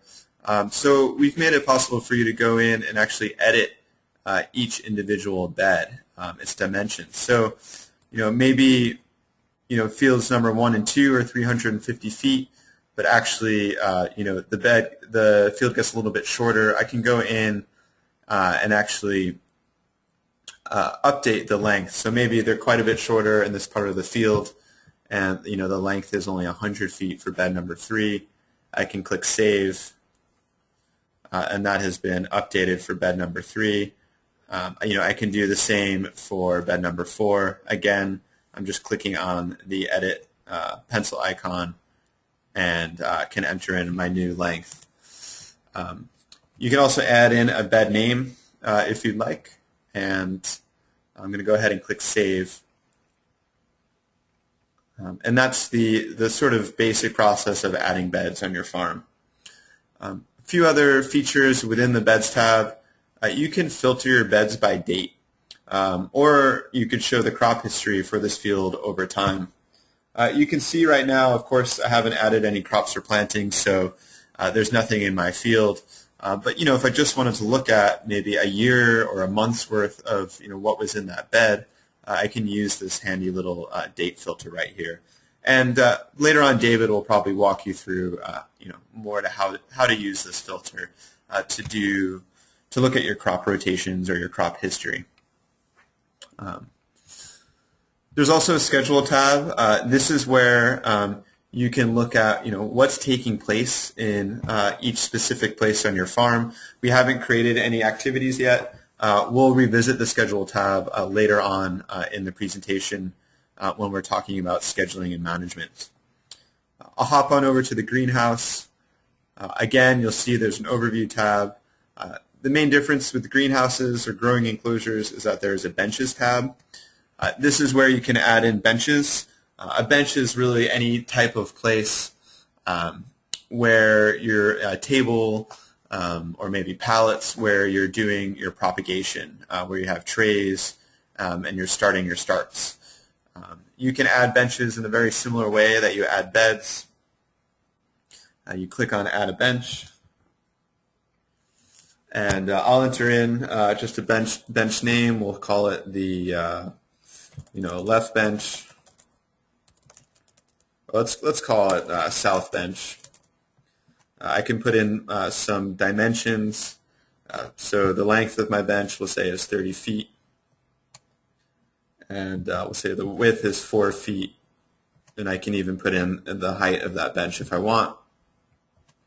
And I can put in some lighting information if that's useful for me. I'll click Save. And there I've added a south bench into this greenhouse number 1. I did that pretty quickly. Again, I'll just add another bench. I'm going to click on Add Bench. We'll call this one the north bench. Again, this is the only box that's highlighted in green, so it's not necessary for me to really fill out anything else, but I will put in my dimensions just so that when I'm creating my crop plan and assigning crops to this bench, I know how much space is available. So again, we'll say I have the same, my benches are uniform in their dimensions, so it's 30 feet long, a width of 4 feet, and a height of 3 feet. And just like that, I've added in 2 benches to greenhouse number 1. So I know that's a lot of sort of information. Just covered most of the tools and features in the mapping tool, or I should say the places tool. Again, what I want to stress here is that the point of setting up your farm and mapping your places and adding places to your account is really to have a sort of visual foundation or a framework in which you can sort of have a spatial component to your crop plan and also in your record keeping process. As we'll show you later, when you're assigning plantings to places, you can assign them directly to the different, down to the actual beds and benches that are in your greenhouses and in your fields. You can also review your records on a place-by-place basis. I think what I'll do now, I can see that some hands are raised, and we've covered a bit of information. So I'm going to just take a moment and check in with David on the back end and see if there's any questions. Play around with the Places tool right now. Try mapping a place or two. And we're going to go on mute just for a minute or two, and then we'll open up the floor to take some questions out loud. So I will just pause my screen, and we'll be back with you in just a moment to answer some questions.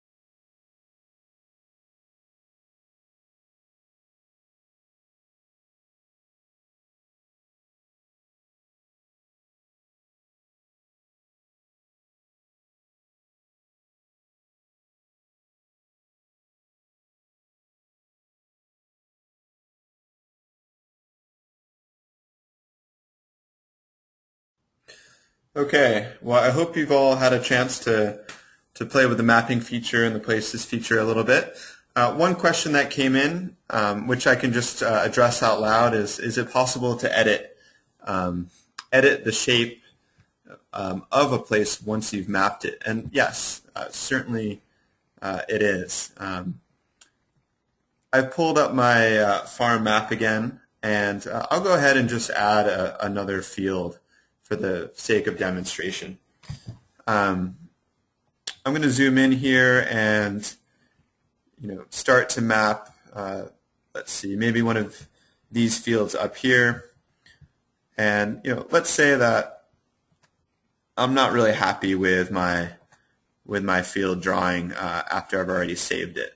Maybe I was just doing a little bit of a rush job, and I realized that it didn't look very pretty. I'll save this as the upper field, and then just do a quick save. And then I want to go in maybe and edit this. You can simply just click on that place, and you'll notice here you have a few options. It's possible to edit your shape, edit the info. You can remove this place from the map altogether. And then you can also look at the details of this place in the Places Manager, which is essentially this Overview tab, which in the background here, which I was showing you. Apologies. To edit the shape, you simply click on the place, click on Edit Shape, and then you'll notice here that these little perimeter points come up, and I can just click and drag them around to come up with my new shape, one that is pleasing to the eye for me. So you'll remember in the example I gave, I created 4 different beds. One was 350 feet long, and a couple were 350 feet long, and the others were only 100 feet long. If I wanted to try to visually represent that, I could change the shape of my field, to try to demonstrate that. Again, this is not precision mapping software. This is really just for visual reference. As you change the dimensions of your place, or I should say, what your place looks like, it's not going to automatically update the dimensions of the beds that you've added. That happens separately. So just focus on getting a nice visual in your farm map, and if you want to be thinking about the specific dimensions of your benches or your planting beds, you can do that in the Places tool by clicking on the Beds tab or the Benches tab. So once I've edited that shape, I can go ahead and click Save Changes. And there I have my nice newly mapped field. So I just want to encourage everyone, again, to be brave and feel free to ask questions out loud by raising your hand. It looks like David's been really busy addressing a lot of questions by text. That's fine too. Yeah, it'd be great to hear from some of you folks and discuss a little bit some of your questions out loud. So don't be shy to raise your hand throughout the webinar today. What I want to do now is actually I'm going to hand over the presentation controls to Joe Bizzelli, who I introduced earlier. Joe is a farmer in Pennsylvania, and I'll let him tell you a little bit more about his farm and to show you around his farm map. So just give me a moment, Joe. I'm going to change over the status so that you can present. So I'll do that in about 5 or 10 seconds here and give you a chance to pull up your farm account.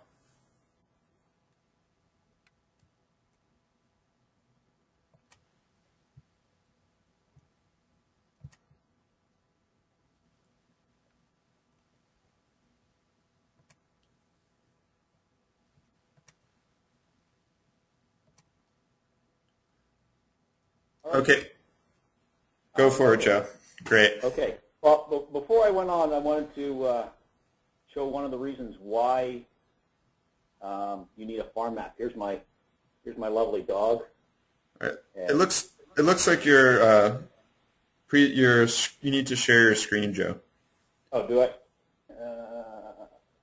Oh, there we go.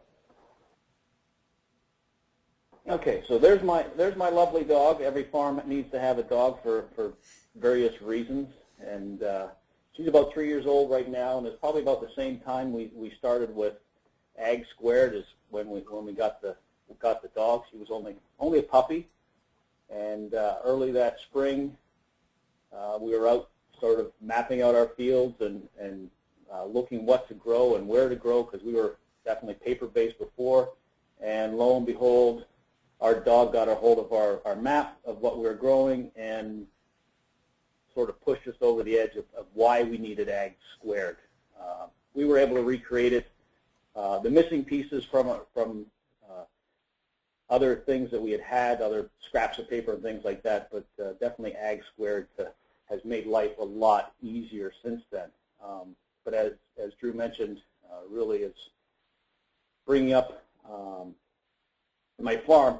As you can see down the left-hand side, I've mapped out sort of all the pertinent areas within our farm, our perennial beds, where our growing fields are, our walk-in coolers, our garage, our house, and other items that we use to grow it. If I pull up my map and zoom in here a little bit and make this a little bigger, that's the layout of our primary growing area. But what I wanted to mention really about, not only is AgSquared good for just mapping out growing areas, Drew touched upon it earlier too, this can be utilized for a lot of other things.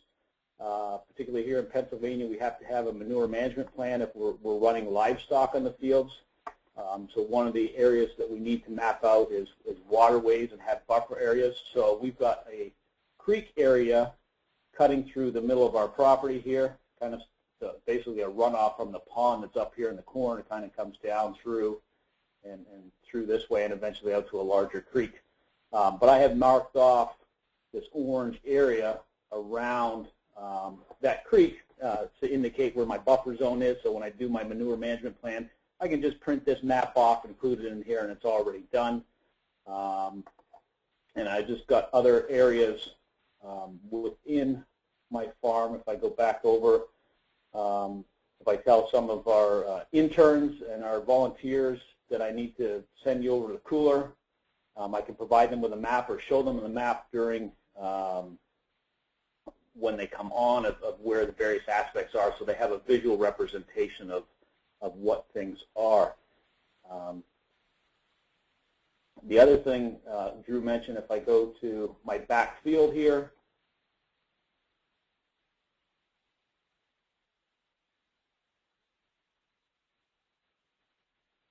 just waiting for it to load up.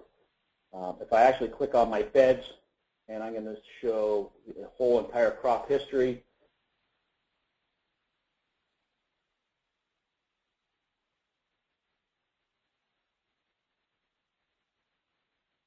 Shows you everything that I've had in those various beds since we started using AgSquared. If I open up or edit, or actually I just click on here, I can show what I've had in those beds and the various time frames and the amount of space that each one of those plantings have come up. If I actually click on by filtering a date, then I can start to narrow down, particularly during the growing season with rotational planting and things like that. I can try to figure out where I need to put stuff over a given period of time. That's really how I've used AgSquared, particularly from a crop planning standpoint and a just pinpointing everything I could think of on my farm, what I need to keep track of on there. So with that, Drew, I will turn it back over to you.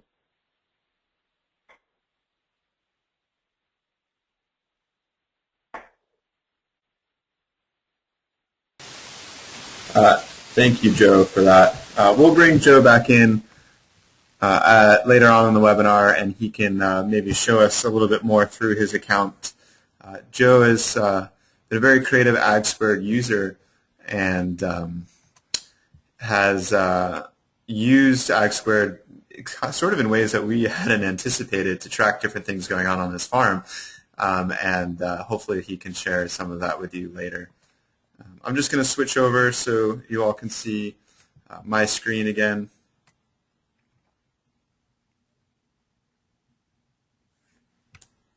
And here we are back in the Places tool. So we're going to move on from the Places tool. Again, keep the questions coming in if you have any. We're going to sort of make a jump now and go into the Crops tool. First, I just want to pull back up my PowerPoint presentation, and now we're moving on from setting up your farm and mapping your farm, and speaking a bit about crop planning. Let's revisit this workflow that Jeff brought up earlier. Just quickly, we're still very much in the planning process. We've created our accounts. We've mapped our farms, we've added places, beds, greenhouses, and benches, and now it's time to start developing a crop plan for our farm for the upcoming season. So we're still very much thinking ahead and looking at what we're going to be growing.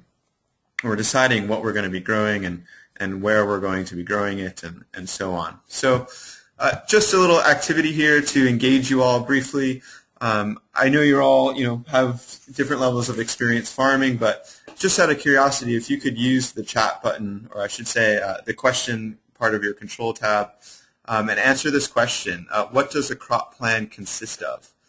When you create a crop plan, what is it that you are, entering, and what are the details of your crop plan? So just go ahead. I'll give you a minute or two just to fire in some of those details of your crop plan into the control panel.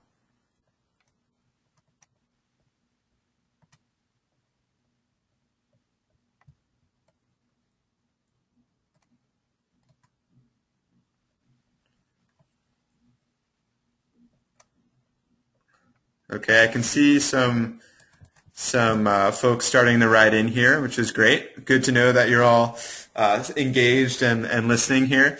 What do we have here? Location, somebody mentioned. So I assume that means, the location of where crops are going to be or plantings are going to go on the farm. Certainly, amount of seeds or plants, definitely, when putting together a crop plan. if you're going to fill out a certain field or bed, you need to know how many seeds to be planting. Or maybe you're meeting a harvest order, so you need to know how many seeds you need to plant to meet that order. Harvest dates was another thing that people mentioned. Certainly, a lot of people plan backwards from their harvest dates to come up with their sowing dates. Different varieties. I see a few people wrote in saying varieties as an important part of a crop plan. Days to maturity, number of transplants. What else do we have coming in? The spacing and layout of plants on the farm. And again, we see a lot of people writing in mentioning the different location of their plantings. Yes, you are all are correct, and you hit it on the head. When we think about crop plans, we are considering all of these things, sort of the what, where, when, how much aspects of the plan. So your crops and plantings, the location on your farm, whether that's a greenhouse or a field, the layout and spacing of your plantings. When a few people mentioned harvest dates, but also planting sowing dates, transplant dates, maybe subsequent transplant dates, and then finally harvest dates. And then how much, number of seeds you'll be planting, and sort of the dimensions of your plantings. Another thing that's might be part of a crop plan eventually is the who. So who is going to be implementing the crop plan? This is something that is sort of tied into AgSquared with AgSquared Plus, the ability to make schedules or actually assign staff on your farm to implement parts of your crop plan. And we'll talk about that in a little bit towards the end of the webinar today. So great. Well, let's jump back into the software and start to build out a crop plan. So here I am again, and right now I'm still in the Places tool, and I'm going to go ahead and click on the Crops tool. The Crops tool is it's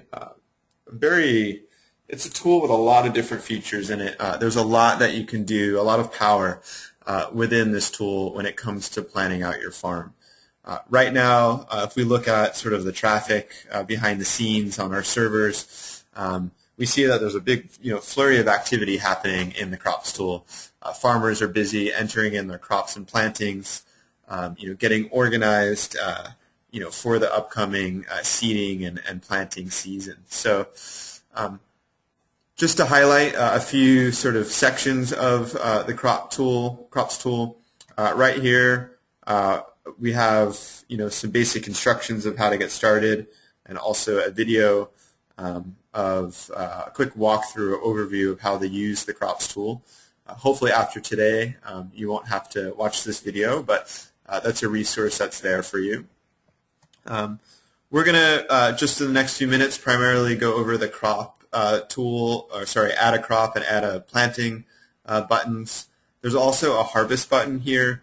AgSquared's harvest feature is included in the Crops tool, and that's something that David Wides will be giving a tour of in about maybe a half hour or so, or maybe an hour further on in the webinar. And then we also have an importing and exporting button, which I'll discuss in a little bit. There's some other features within the Crops tool, and I'll highlight them as appropriate. But let's just go ahead and start to build out the what of our crop plan, which is the crops we're going to be growing and the plantings or varieties we're going to be growing on our farm. And I'm just going to start by creating a crop by clicking on the Add a Crop icon.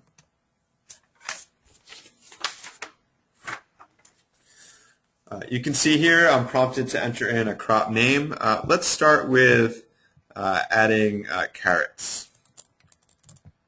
So my crop name is carrot, and I can use this archive here of icons to select a nice pretty icon to resemble my carrot. If you don't find the icon that you're looking for, you can always stick with the default image, which is this grayscale icon right here. This list is organized alphabetically, so you can see I have apples, beans, here's my carrot, all the way down to, I guess this would be, tomatoes down here, and so forth. So we have a lot of different icons here. It's probably likely that whatever you're growing, you can find something that at least resembles what it is that you're growing. So again, I can put in a description. We can say, this is a farm staple, popular, sold in bunches at the farmer's market. So it's just a nice little, we were talking about institutional knowledge earlier, or at least Jeff was, and how it's nice to have, when you have turnover on your farm or you have new interns every year, that, it takes them a lot to learn about sort of the role of, or the priority of different crops on your farm or what their place is in the crop plan. This is a great place just to store some basic information that could be really useful for someone on your farm, especially if they're new to the crew. Down here, you can enter in information about if this crop has any other beneficial functions, and that's something you want to be keeping track of. You can certainly enter in that information here. I'm going to go ahead and click Save. And just like that, I've added a carrot to my farm, or to my crop plan, I should say. Let's go ahead and add another crop. I'm going to go ahead and add a cucumber. So again, I clicked on Add a Crop. I'll put in my crop name as cucumber. So if I scroll down, I can see my cucumber icon. We could say here, cucumber does well at farmers market. Also a favorite of CSA members. Usually grow, or I should say, usually harvest around 800 pounds of cucumbers a year. Just some basic information here that might be useful to me. Again, no beneficial functions really for cucumbers, so I'm going to click Save. And just like that, I've added in carrot and cucumber crops. Now, these are just the crops that are growing on my farm. These are sort of, think of them as, in a way, like folders of the different plantings I'm going to be having for each of these crops. So if I want to add in a specific carrot planting, I can go ahead and click on my carrot and then click on Add a New Planting. I can add the new planting up here by clicking on this icon or clicking down here underneath the planting section.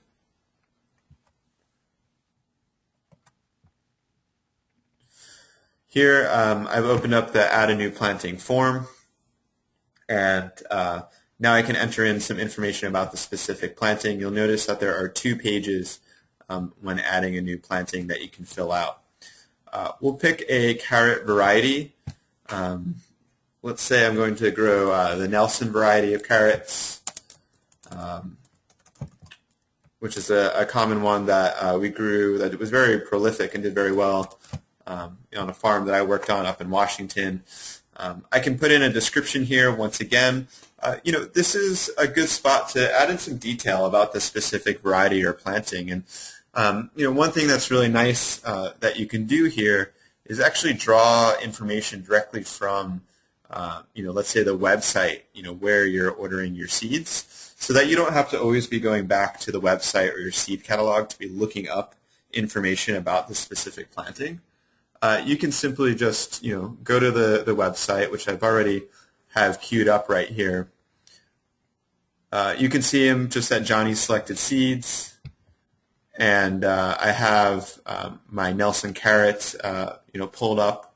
This is the carrot, let's say, that I ordered, and I can just copy and paste whatever information I want from this website Again, I access this just through my browser. There's no link to it directly through AgSquared. I can go back into my account and paste in that information so I have it saved directly with this planting. We get a lot of requests of people asking if we can make a direct linkage between AgSquared and seed suppliers. That's not something we can do right now. Our users certainly purchase seeds from a whole bunch of different types of seed companies out there. So we don't have any direct linkage to seed companies right now. In the future, it's something we might consider. But for now, I recommend just drawing that information from the website and pasting it into your own account. Moving on with this form, you can now choose a planting residence. We're growing carrots. These carrots are going to be sown directly in ground. I'll walk through what container then in-ground plantings are in just a moment. But we'll be sowing our carrots directly in the field, and they'll be harvested from the field. So that means my in-ground residence or my planting residence will be in-ground. And then I can go through and select what my in-ground field layout is. I'm going to plant my carrots in beds. My in-ground planting layout will be in rows, and my planting material will be seed for my carrots. You can see here there's options for different types of planting material. So if you were planting garlic, you could select garlic here. Or sorry, you could select bulb or clove. So I've entered in, again, the only required information here was my crop name, the variety name, and the residence of my planting. And I'll go ahead and click Save and Continue, which brings up the second page in my planting form. This page is where you can start to enter in that when attribute of your crop plan. Your sowing dates and your harvest dates. Because I selected an in-ground planting, I don't have transplant dates. But when we create a cucumber planting, you'll see that we can add different transplant dates here. So I'm going to go ahead and just to demonstrate how this form works, start by entering a begin harvest date. Let's say I've received an order for carrots, and I know that I need to have my carrots out of the ground by June 14th. So I can click on this form, scroll down to June, select June 14th, which is a Saturday, and I've entered in my projected, or ideal begin harvest date. Let's say I know my days to maturity. I went back to the Johnny's website, or I have experience growing carrots, in my field. I know that carrots, roughly take, let's just say, 54 days, in one of my fields, and I can enter in that value of days to maturity, and it calculates backwards my sowing date. What's really nice now is that you can see that there's some calculators built in here doing the math for me. I can adjust, these dates or days to maturity at any time. For example, if I have a new begin harvest date, let's say the order was pushed back to the 16th, I have my new begin harvest date, and I can calculate my new, required sowing date for 54 days of maturity, which will now be the 21st. So you can sort of work forwards and backwards depending on which dates you sort of are aware of when you're planning your crop plan, and AgSquared will do a lot of the math for you. My harvest duration will just say I don't really need one in this sense because I'm going to be harvesting them all at once for an order, but maybe I want to make sure I get these out of the field within 2 days, and that gives me an end harvest date of June 16th. So I'll go ahead and click Save and Exit. And just like that, I've added this carrot planting. You can see that description I pasted in from the seed website is now visible, and I have my initial sowing, begin, and end harvest dates here. So let's go ahead and just create another planting while we're at it for my cucumber crop. There's a lot more information that we can enter in about each planting, and we'll go through that in just a moment. I just want to get another a planting in our account and to go through that process one more time. So I'm going to go ahead and add a cucumber planting. And you can see that I clicked on the planting icon in the top bar where my cursor is pointing right now. If I do that, I need to specify which crop that planting will go to. And I will start to type in cucumber, and you'll see that it automatically finds my cucumber crop. I can enter in the common or scientific name if that's something I want to be keeping track of.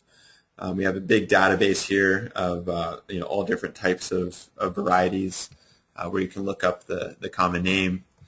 I'll enter in a variety of cucumber that I like to grow, which is Cobra. That's a really good slicing cucumber.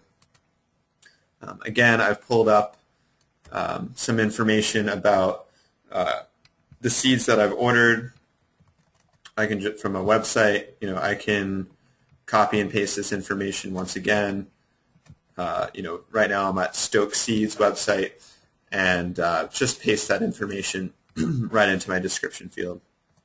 Another thing you can do is simply just put the web address of the seed company for easy access to the information.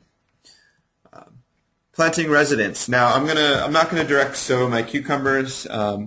Let's pretend that I'm going to, which is common with cucumbers in a lot of places, is to, first sow them in trays and flats, then maybe pot them up, once, at least until I then finally transplant them outdoors. So in this case, I'm going to select containers then in ground, because again, I'm going to start them in containers in the greenhouse, and then eventually bring my cucumbers outside. The option for containers, if you're going to be growing starts and selling them at the farmer's market and never transplanting, whatever it is that you're sowing, you would then choose containers. But for cucumbers, let's go with containers then in ground. And I'm going to keep my material and layout information the same. I'm going to be planting my cucumbers in beds and also in rows. I'll click Save and Continue, and hop on over to page 2 of the add a planting form. So you can see here now I have the opportunity to enter in a transplant date. And if I want to do, let's say I'm going to be having a second transplant activity, also known as a repotting activity, I can add as many transplants as I want just by clicking this button down here. And I've added now a second transplant. So let's go ahead and just fill out this form. I'll be somewhat brief. Maybe I know I want to be sowing my my cucumbers. Maybe I've already sown my cucumbers, but I didn't enter in this information yet. So I'm going back, looking at my records, and entering it into AgSquared. So maybe I sowed my cucumbers in the greenhouse pretty early, the 25th of February. Let's say I'm expecting a sowing to transplant interval of about 21 days for my cucumbers, which gives me a first transplant date of the 18th of March, which is coming up in a few weeks. And then I'm going to transplant or pot up my cucumbers into another, different trays. I'm going to be thinning them a bit and selecting out, the best seedlings and putting them in bigger containers. Maybe I want that duration before I do that to be about 14 days. That gives me my second transplant, which will be my transplant outdoors for April, the 1st of April. And my days to maturity for my transplant to, when the plant is ripe or the fruits are ripe, I'll estimate at about 30 days, which gives me my begin harvest of the 1st of May. And maybe, I want my cucumbers to be in my field until, sometime in June when I usually plant. I follow my cucumbers with, let's say a summer, lettuce crop.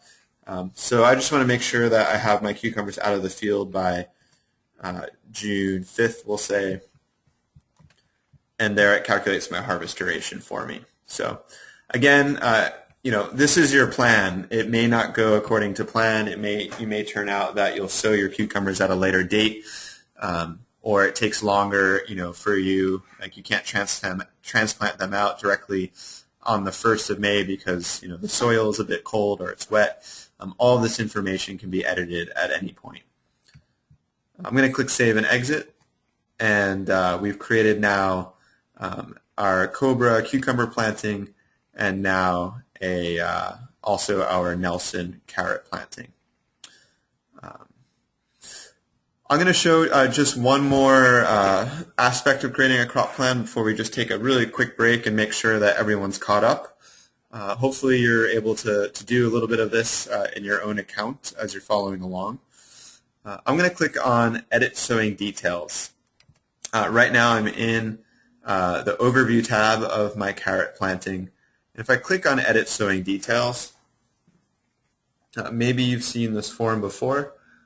This is where you can enter in a lot of information about the layout and spacing, about your individual plantings. And we're going to walk through a few scenarios in just a minute here of using these forms, which are actually calculators to help determine the layout and spacing of your individual plantings. What I want to point out just quickly right now is if you look over here on the right-hand side, there's this little menu where you can enter in the planting location, or I should say assign your planting to a location on your farm. This is where you start to see the integration of tools in AgSquared. If I click on this mapping icon, you'll see that it draws up the different fields that are on my farm. You can see here is the upper field that I mapped earlier and edited the shape of. And then I also see the lower field, which I created. As well, you'll see that there is a greenhouse here, which I can select as well. You'll remember that I made I edited the greenhouse to allow it to take direct sown plantings by clicking on the exposed soil box. And that's why this greenhouse is popping up right now as a possible location where I can sow my in-ground carrot planting. So I'm going to select lower field as my place. And I can actually then go ahead and select the specific beds where I want that planting to go.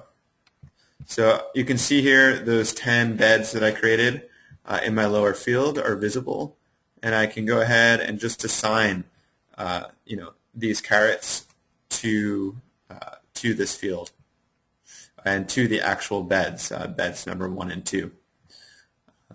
So if I click out right now, you can see what I'm able to visualize now is that my planting has been assigned to lower field. I can pop up my map to see where that lower field is. I see that my planting is in beds 1 and 2. And then I also can see, based on the dimensions of those 2 beds, I can see how much space that I have selected for this planting. We will look again a little bit further at assigning plantings to locations in just a moment. What I want to do right now is I'm actually going to just cancel out of this form and take a little bit of breather. I should take a drink of water and give David a chance to answer some questions and just give a moment for you guys to practice adding plantings and entering in the different dates of your imaginary plantings. Or maybe you're starting to actually build out your real crop plan for 2014. So I'll give you a moment to do that, and we'll check back with you in just a moment.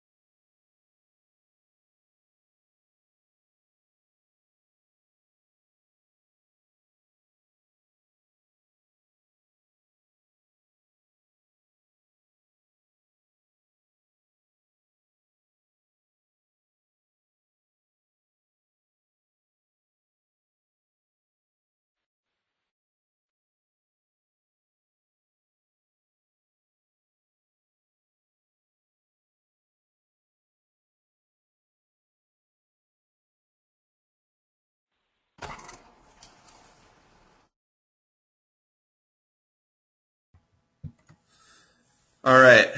Looks like David has been furiously answering questions. He's been very active on the tech side of things, and that's great. Keep your questions coming in. He did forward me some questions about templates and also duplication. I think there were some questions about creating succession plantings. This is something that I will certainly address in a moment. So thanks for sending in those questions. Those are very relevant, and we'll be sure to get an answer to you about those two items. Let's go in now and continue working with these plantings. Now, there's a lot more information, as I mentioned, that we can be entering in about these plantings. We all sort of came to the conclusion earlier that the layout and spacing is a big part of your crop plan.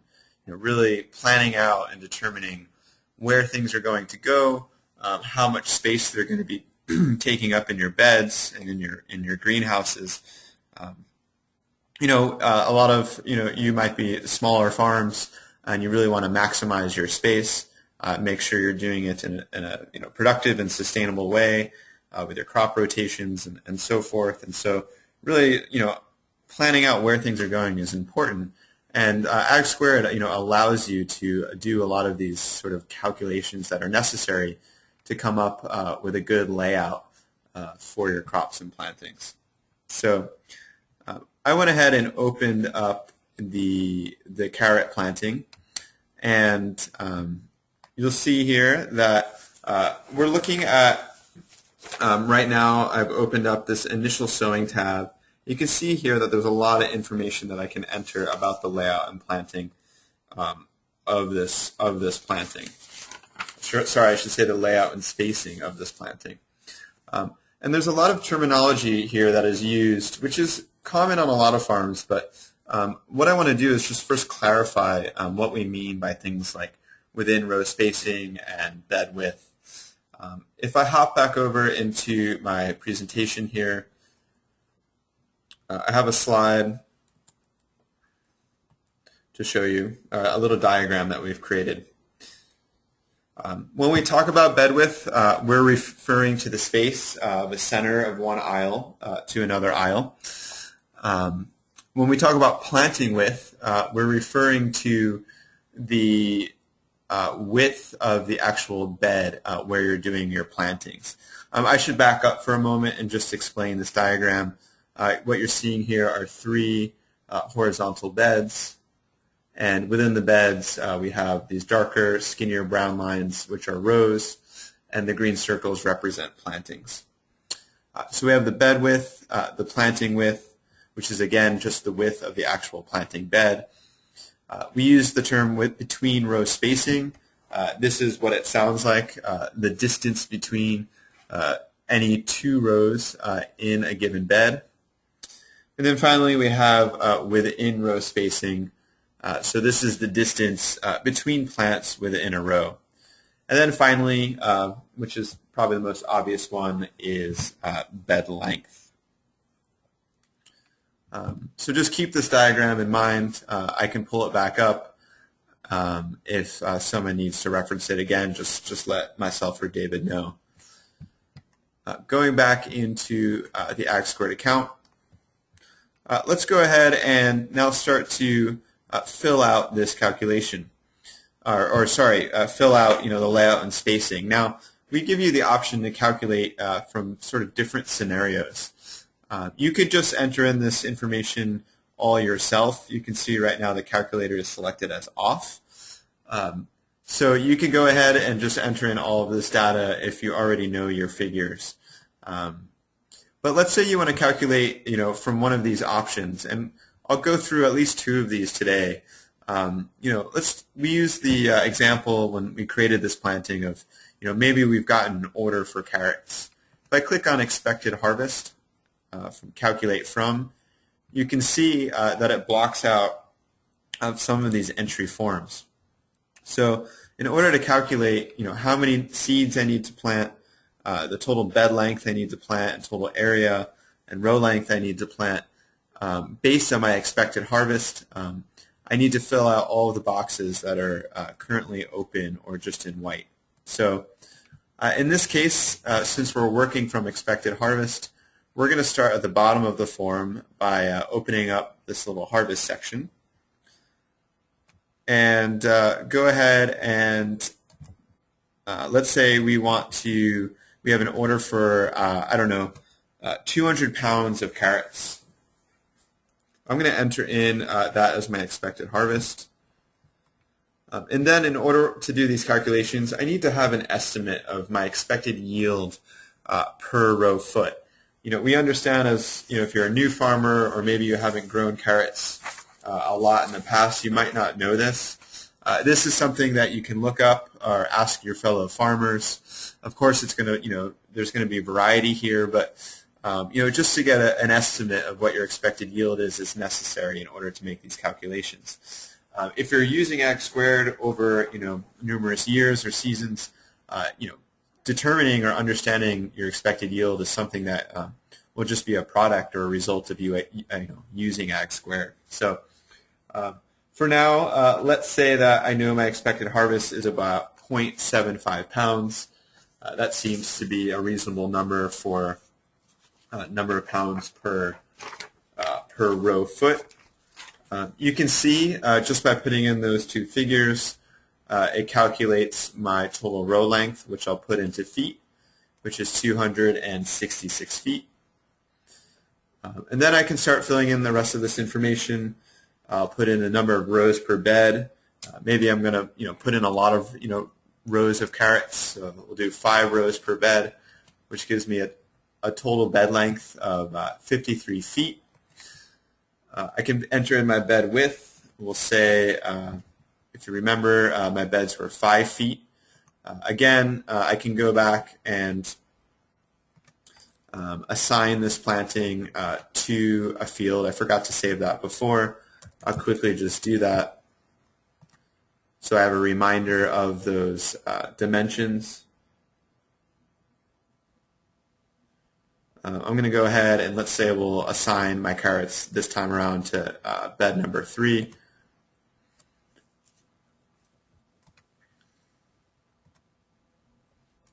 And my between row spacing is, I can enter in, we'll say, so the distance between my plantings and the row will be, I don't know, let's say 8 centimeters.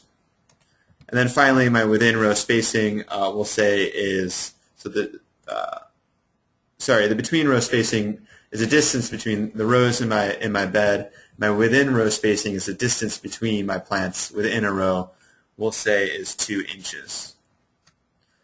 And I end up with needing 1,601 seeds in order to fulfill my order for 200 pounds of carrots.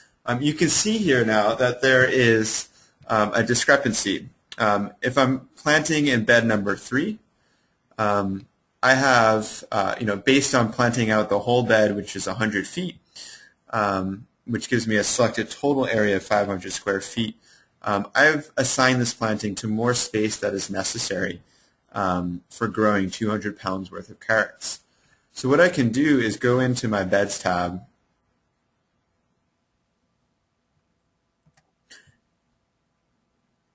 and go ahead and assign to more or less to assign my planting to more or less space based on what it is that I need. So if you see here, if I select another bed, this figure jumps right here. So it turns out that I only need, in terms of bed length, I only need, looks like 53 feet. So I enter in 53 feet.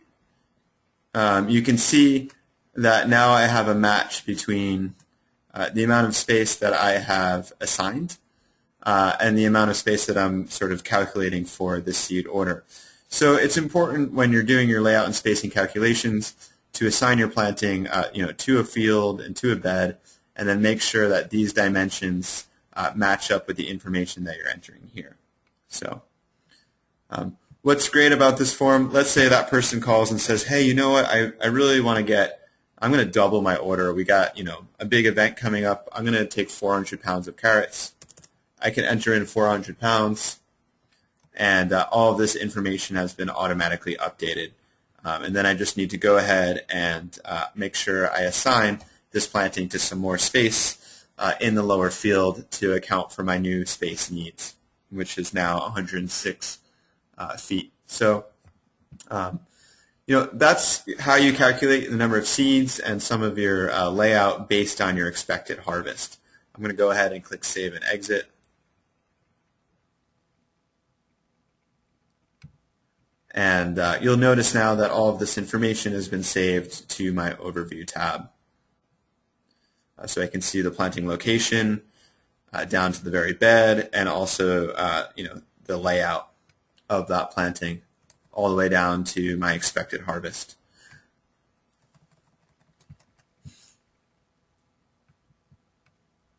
So let's walk through one more scenario. What I'm going to do is actually create another crop and another planting to go through this scenario. Let's go ahead and create a beet crop.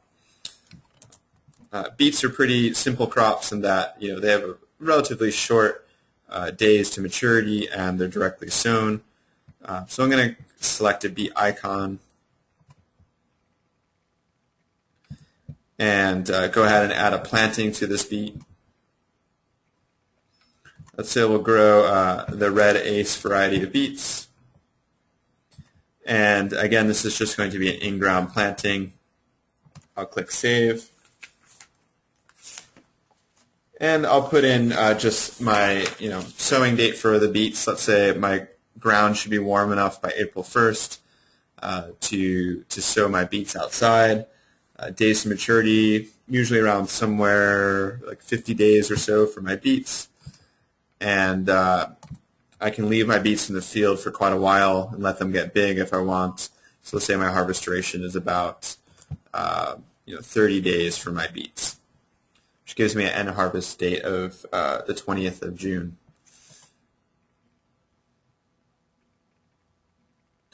Now, let's go in and do a different type of calculation. Let's pretend, and this is quite a common one that we see. Let's calculate from planting area. A lot of times, folks will designate, a certain number of beds or a certain field, for a particular planting or crop, and they just want to understand or to try to calculate how many seeds they'll need to fill in that area. So let's go ahead and do that. So I'm going to select planting area.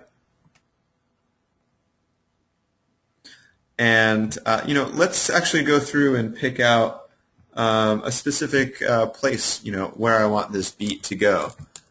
So I'm going to pull up my lower field again and go ahead and select a bed. You can see here now that I'm able to see my carrot planting that was added to bed number 3.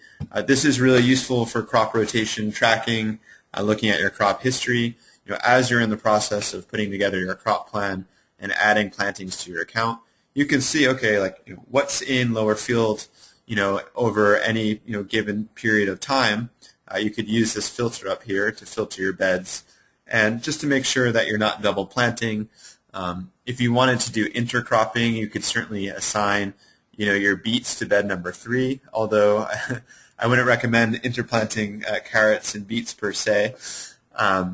Or, if you were, wanting to make sure you were keeping, on track of your crop rotation plan and following your crop rotation rules, you could say, okay, I had carrots in bed number 3.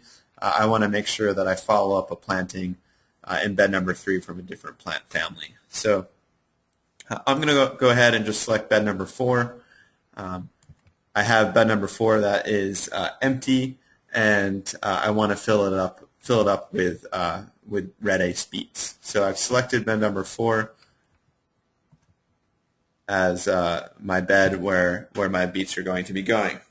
So now at this point, what I need to do now that I've selected calculate from planting area is simply go in and enter in these dimensions so that I can calculate backward to the number of seeds that I need.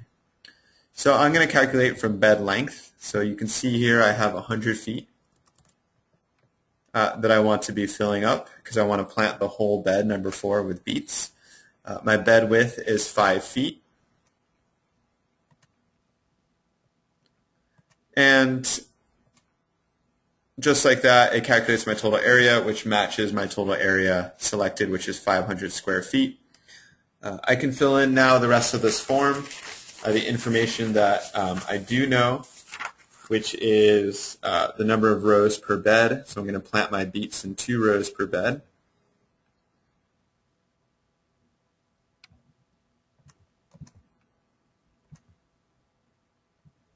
So that gives me a total row length of 6,906 feet. And I'm going to enter in my within row spacing of 4, let's say 4 inches, not 4 feet.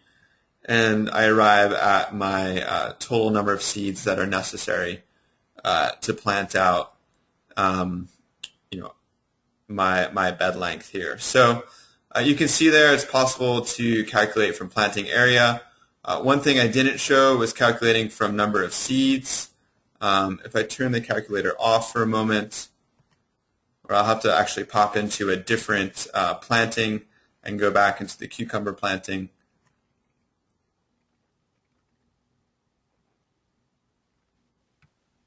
And if I pull up my edit sowing details, you can calculate from the number of seeds that you have, which is another option. So, let's say you had a whole packet of seeds and you wanted to, try to determine, what harvest you can expect for planting out that whole packet of seeds. You can go ahead and enter in all of this information. It will make calculations about, how many rows you need to plant and how many containers you need to plant in order to arrive at a harvest projection for that number of seeds. For plantings that are in-ground and then container plantings, you'll see here for each different transplant activity, there are the ability to organize and plan the layout and spacing of your plantings in your greenhouse. I'm not going to go through walking through this form with you today, just in the interest of time. We have a lot more stuff to cover with scheduling and management. However, these forms work, in the same way that the other ones, do, the calculations that I was just showing you. You enter in sort of the information that is in white boxes, and then the AgSquared calculator makes these calculations for you. You can enter in your germination rate, so you'll know how many transplants you'll have when you're potting up your cucumbers in this case. And then finally, you can then calculate the layout and spacing of your planting when you bring them out into the field. We do have a whole webinar on crop planning where we go through many different crop planning scenarios. And so if you're looking for more information about how to use these calculators, I recommend you sign up for one of those webinars. We also have a lot of information about crop planning available in our support center. So some people asked about templates and succession planning. To create a succession planting, we have what's a duplication button or duplication feature. And duplication button is, if I click on my red Ace beet planting here, I'm in the overview tab, you'll notice that there is a little plus button with what looks like 2 different forms. This is the duplicate button. If I click this, and I understand making a succession of beets, isn't maybe very common on a farm. Maybe if you were doing beet greens, microgreens, it would make sense. If I simply click on duplicate, you'll notice that I get sort of a carbon copy of that planting. So here's my initial planting, which is now marked with an A, and my new duplicated planting is marked with a B. Now let's say I want, this is my new succession, it's my second planting in a series. I can go through now and enter in the actual new date of this succession planting. So all this information is going to stay the same. And now I can just select my new date in the succession. So maybe I'm just going to make it the 1st of May. So I have my new sowing date.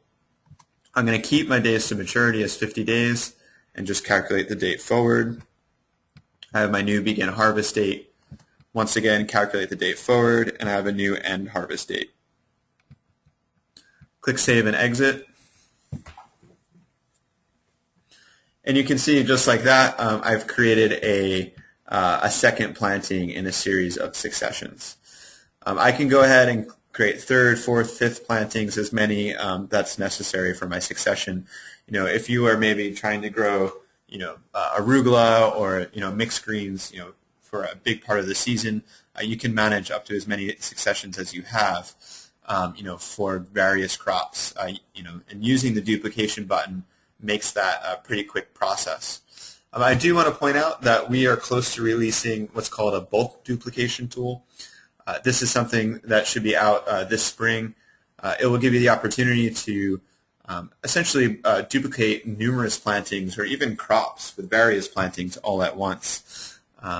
That will be really handy, not only for doing successions, but also if your crop plans tend to look similar from one year to the next, you can go ahead and simply just copy and essentially duplicate or copy your crop plan from one year into the next year. We have a season filter here. I think David will go through this hopefully during his presentation.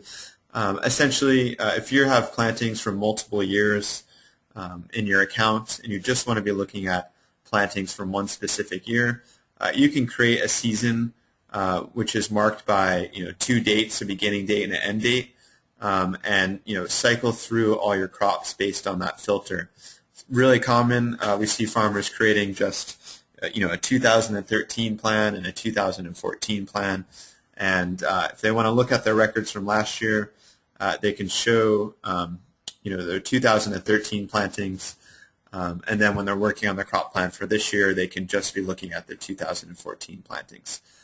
David will hopefully show you how to use the season filter. If anyone is interested in looking at that right now, maybe David could post a link to that article in the Help Center in the chat window. So, one other crop planning scenario I want to mention is importing. Let me just take a quick drink of water here before I speak about importing. Excuse me.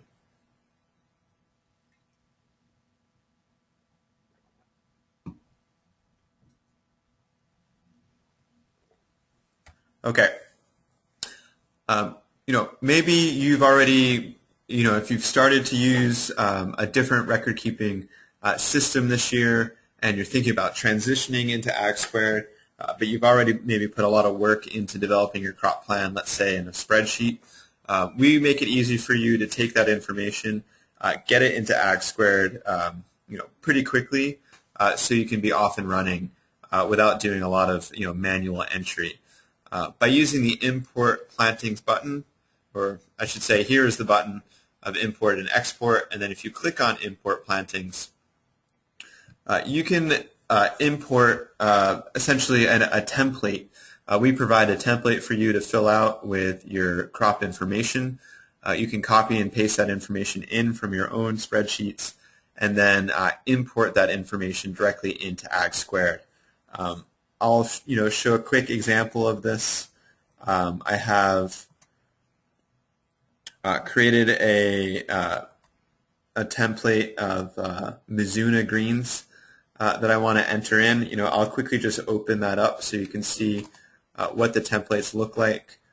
When you download them, you can open them up directly into Excel and start copying and pasting the information. You can see here, I'll just expand some of these columns, the type of information about your plantings that you can enter in to your account. We'll be adding more columns or fields in over time, But you can see here I have a succession actually of a Mizuna planting of the red rain mix, and from March to the end of the spring, I've, in regular intervals, some different sowings of Mizuna. So if I want to put this directly into my account, it's pretty straightforward. I can just choose this file, open it, select upload. We have this nice feature where you can review all the information that's coming into your account, just to make sure that that information is correct. And if I click save,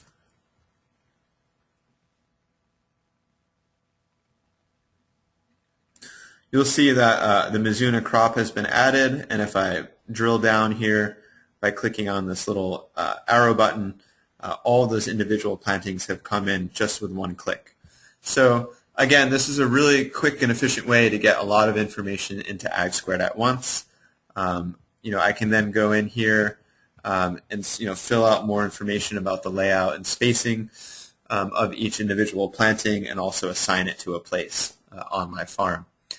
So if you just are transitioning into AgSquared and you don't want to quite let go of your existing record-keeping process, this is a great way of getting information into your account without having to sort of completely abandon your other system. You can use AgSquared and your existing system side by side. Also, again, speaking about institutional knowledge, if you have crop records from multiple years and you want to be able to look at that information to help your decision making for this year in AgSquared, you can import all of your previous years of records of all your different crops and be able to look at that information sort of immediately once you import it, which again can help you with your planning process. So we're going to be making some other updates to the crops tool this year. We're going to be introducing what's called templates. Essentially, you'll be able to create planting a template. So let's say your layout and spacing is usually the same for all of your cucumber plantings, or all of your sort of leafy greens, or mixed greens on your farm. You'll be able to create templates in your account and then just duplicate those from one year to the next. I think of it as sort of an advanced and more sort of dynamic duplication button. So keep an eye out for that. It will definitely add a lot of value to the crops tool. So that is the crops tool, I would say, in a nutshell. I know that was probably almost an hour or 40 minutes talking about the crops tool. There's a lot that goes on here. I really encourage everyone to spend a lot of time in the crops tool, creating different plantings and playing with the calculators. Again, this is a good time to point out the Help Center. I'm going to click on the Help button up here. You can see here we have a lot of different articles organized by topic, and for crop planning we have 22 articles just on how to use the crops tool.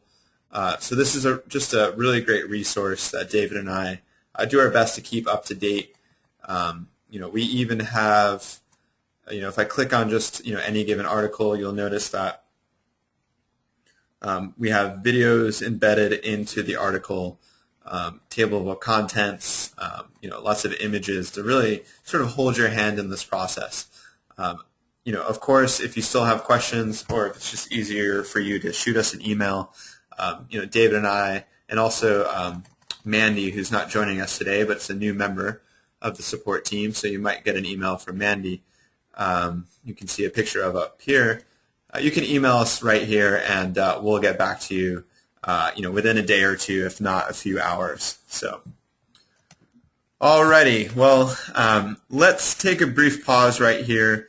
It looks like a lot of questions are still coming in.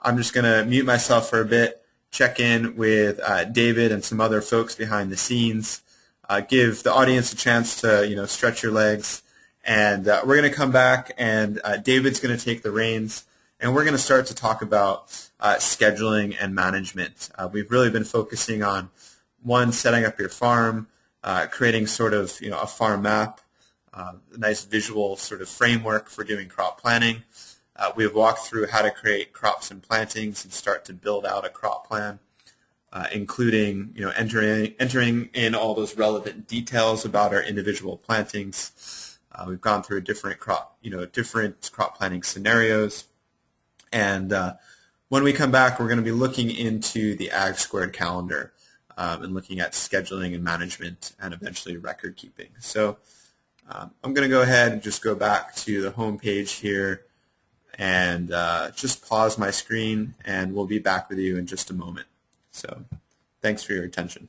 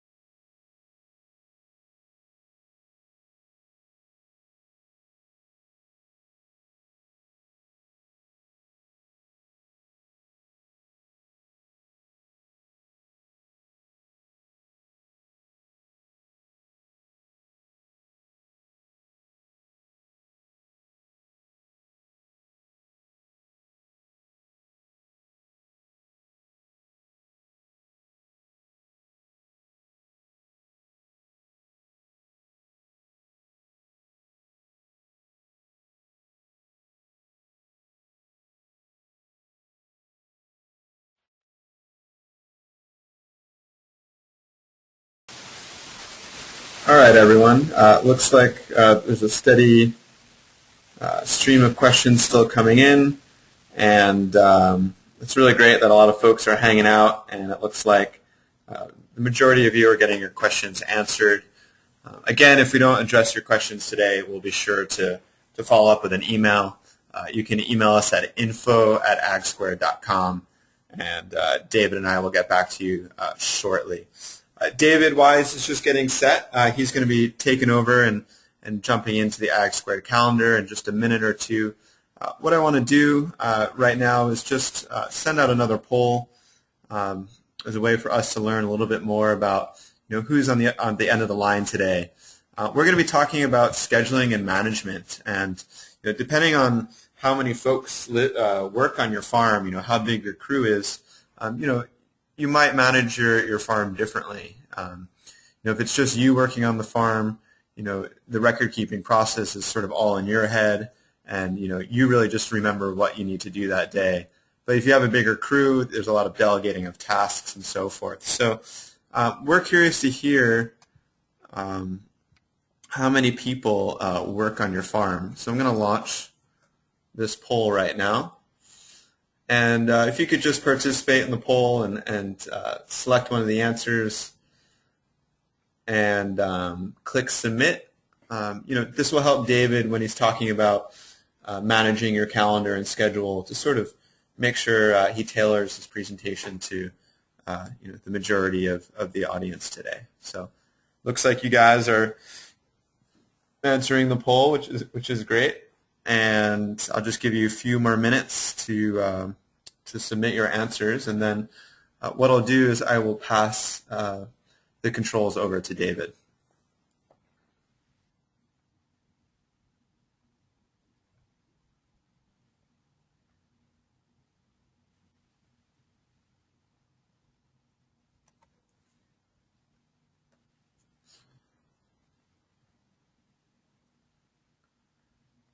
Alrighty, I'm going to close the poll, and it looks like got a pretty good mix. 24% of everyone here today is just working the farms themselves.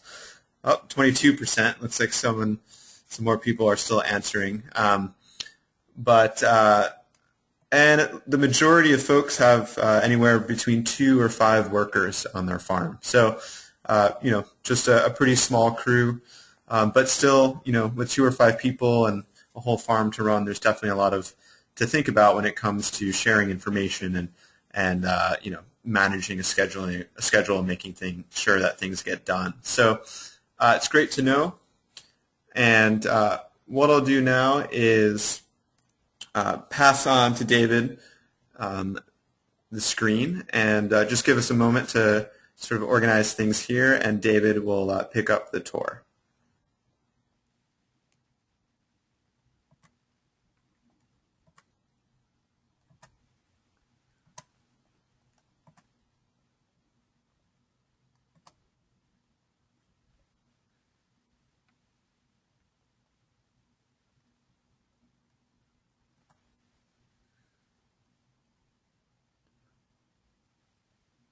All right, David, it looks like you have control of the screen now. I'm going to go ahead and mute myself. All right. Thank you, Drew. Again, my name is David, and I'm here to follow up on Drew's excellent presentation so far today. Drew's given you a great overview of the places and the crops tools of AgSquared. The next of the 3 basic tools in AgSquared is the calendar tool. The calendar tool is where management happens. Where folks are at today, in large part, is crop planning. So everyone's thinking about where they're going to plant their crops and what they're going to plant. But as the season starts moving forward and seeds start getting sown, people are going to be moving more into actually doing the work. And all those great activities that you'll be planning will actually be happening on a day-to-day basis. The AgSquared calendar is where all those activities are recorded. So that's where scheduling and farm management happens in AgSquared. So using the calendar, you can do a lot of things, but essentially you're basically using the calendar to stay on top of your day-to-day management of your crops throughout the season.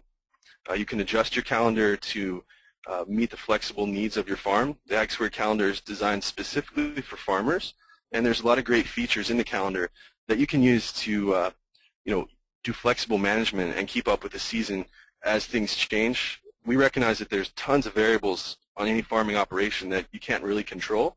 So we've designed a calendar that will allow you to account for each of those variables and make the most of AgSquared to keep on top of your day-to-day management and make useful records as you manage your farm.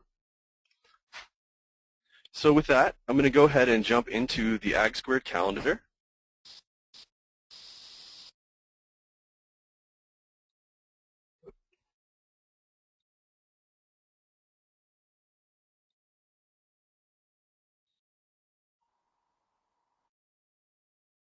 Okay, so this is a sample calendar that I've come up with. It's August 2014, so we're looking at the future. And this is what a busy week on my farm looks like in my AgSquared account. As you can see, there's all kinds of activities that happen on a daily basis. Excuse me.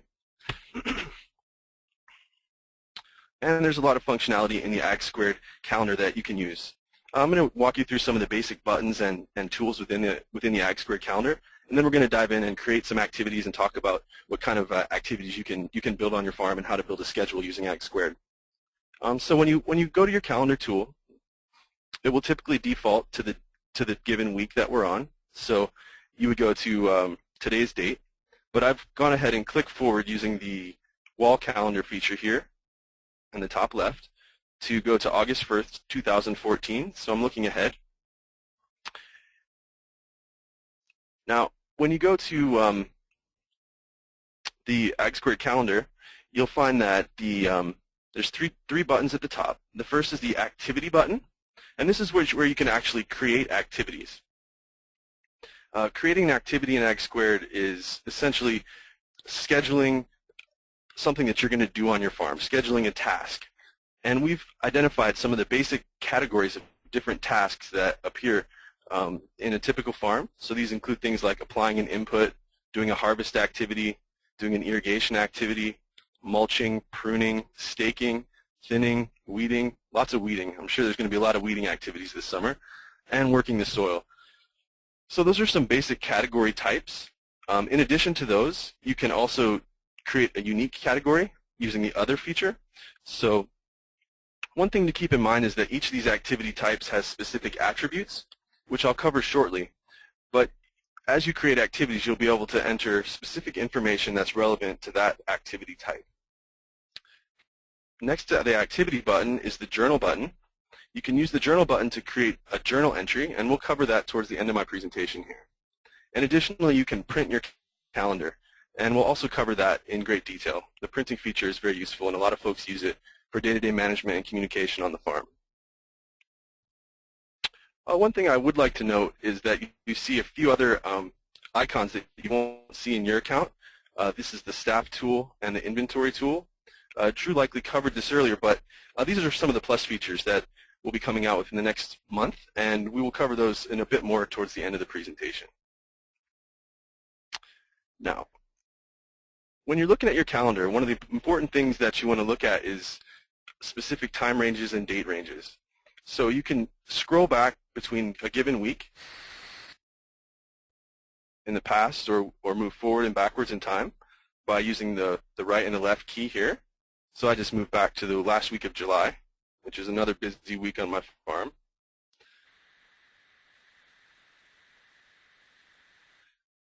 The date range, so you can look at a 7-day view, a 30-day view, a 60-day view, or a 90-day view. Towards the bottom left here, you'll see the quick filter, which is a way for you to filter the specific types of activities that you're looking at in your calendar. We'll cover that later in the presentation, but it's important to note that you can filter your activity to look at specific types of information that are relevant to the view that you're looking for. So now to the calendar itself. I'm going to jump in and just take a look at a direct sown spinach activity. This is an activity that I haven't entered all the planting details for, but I have the basic activity details, so the number of seeds and the total row length that planting will require. Next, we can look at a harvesting activity for a beet harvest. So with this beet harvest, I'm anticipating an actual harvest quantity of 30 bunches.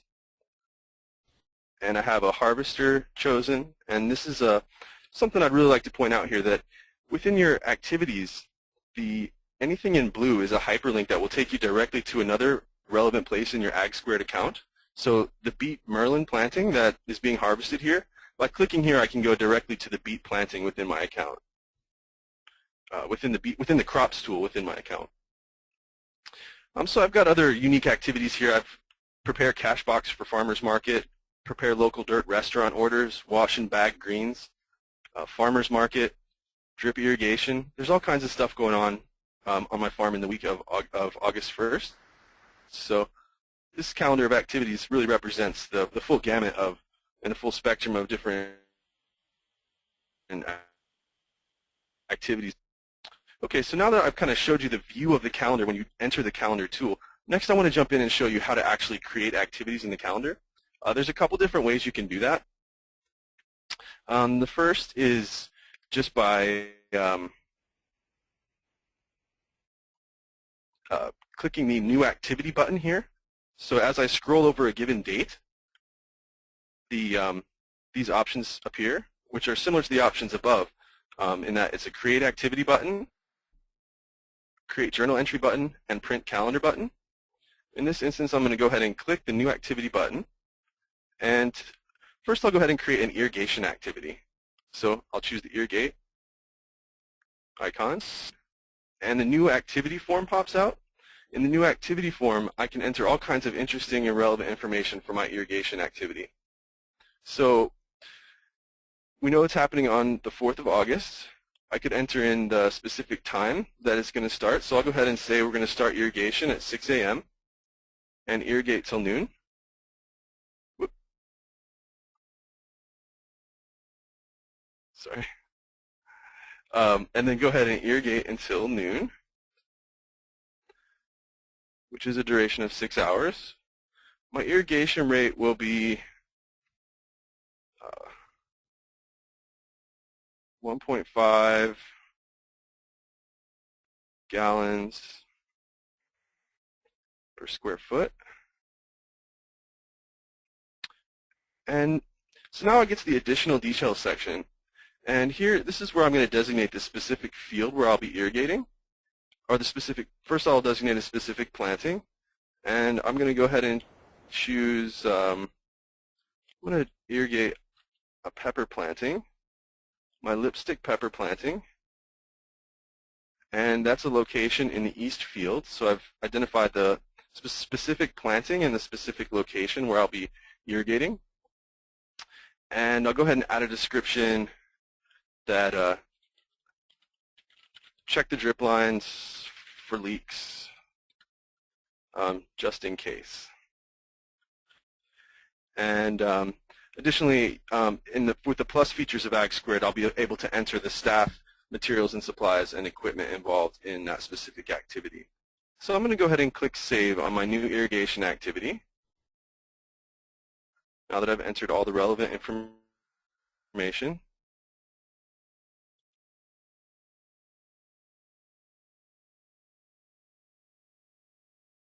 Right, and easy as that, I've created my activity. Now I'll view it in the calendar.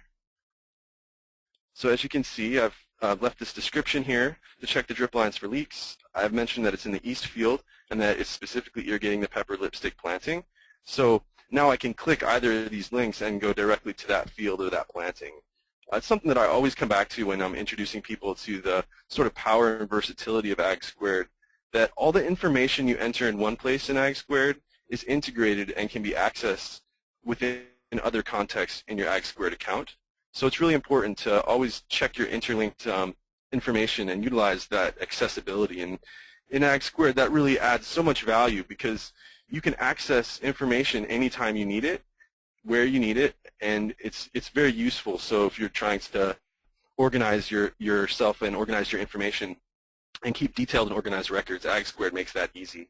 And after the presentation for the calendar and basic management features, we'll talk about record keeping and how easily accessible and valuable your AgSquared records are. The next thing I want to do is create a work soil activity, which is going to be fun. Gosh, I wish I could be out there working soil today, but where I live, we've got about 2 feet of snow, so that's not happening. So I'm going to click Work Soil. And so in the soil working details, On August 4th, I will be tilling, and I'm not sure what time that's going to happen, so I'm going to leave that flexible. I know it'll take me about 2 hours, so I'll go ahead and enter a 2-hour duration for that activity. I do want to mention that there's some advanced scheduling features here, including dependent activities, repeating activities, and floating activities. We'll come back to those in the second part of my presentation, but for now I just want to stick to the basic calendar activity planning features and then give everyone an opportunity to create a few activities before we move on to the more advanced features. So in the additional details section, I want to go ahead and denote specific planting. Or actually, you know what? I'm going to say I don't know what planting I'm going to be working, but I do know that it's going to happen in the east field. It kind of depends sometimes. I like to leave things pretty flexible at times because I don't really know how much of that field or which specific plantings I'll be ready to till in at that time. So I do want to go ahead and point out some really great features at the bottom that you can actually add attachments to your activities for record-keeping purposes. So this includes adding a file, adding a photo, or adding a note. I'm going to go ahead and start by adding a photo, and I'll choose a file.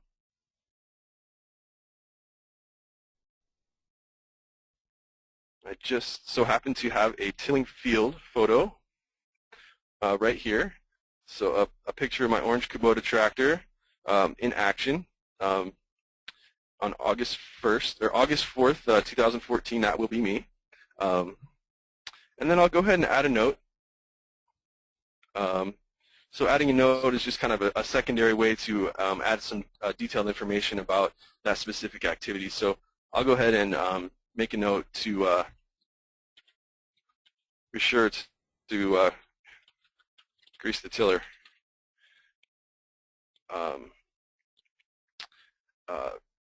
Then in the body note, I'll go ahead and write to look at tractor maintenance checklist.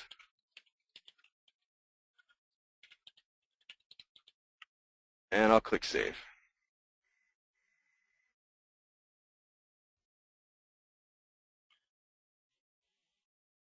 So my activity's been saved, and on August 4th, I officially have a work soil activity planned. I'm thinking ahead, I'm organized, I've got a photo, I've got the location, I've got a note, and I'm feeling really ready to go and plan my season well ahead of time and be right on top of my schedule as things unfold and improve my farm. The next thing I want to go ahead and show you is the one of the features that make AgSquared very flexible for scheduling. As I mentioned, the AgSquared calendar tool has been designed specifically for farmers, so it allows folks to add a lot of flexibility as their season unrolls and things change on the fly. So we have added a drag and drop feature. I'll go ahead and point out what each of these are before I drag and drop this activity. This is the Edit Activity Pencil. Anywhere you see a pencil in AgSquared is typically a way that you can open a form and edit the details of a specific item in AgSquared. This is a duplication button, so just like you can duplicate a planting, you can actually duplicate activities as well. And then this is a trash can icon, so if you need to discard an activity because it doesn't need to happen, then you can go ahead and delete it that way. But at first, I just want to go ahead and show you the drag and drop feature, which is used to reschedule an activity to a different day. So all I need to do here is click and hold my cursor and drag the activity down to a different day and release the mouse, and my activity, my work soil activity, has been switched from August 4th to August 5th. Easy as that. And I want to go ahead and show you the duplication feature as well. So let's say I started to till on August 5th but realized there's more work that needs to be done in terms of the tilling, and I only got halfway done and had to abandon the project. So I'll go ahead and duplicate the activity. So now there's 2 work soil activities. Click Save. Now I've got 2 work soil activities, and I'm going to drag the second one down to August 6th. And now I have a work soil activity on August 6th as well as the one on August 5th. So this helps remind me that I need to finish the tilling job that I had started the day before. Okay, so with that, I've shown you the basic calendar activity creation and activity viewing features. And I want to go ahead and take a short break and give everyone an opportunity to create an activity in their calendar. If maybe take about 2 to 3 minutes and just jump in and create an activity, either a practice activity. You could even create an activity for today that mentions doing a 4-hour AgSquared webinar activity, which is what we're all up to, and that would be great. And I'll see you shortly.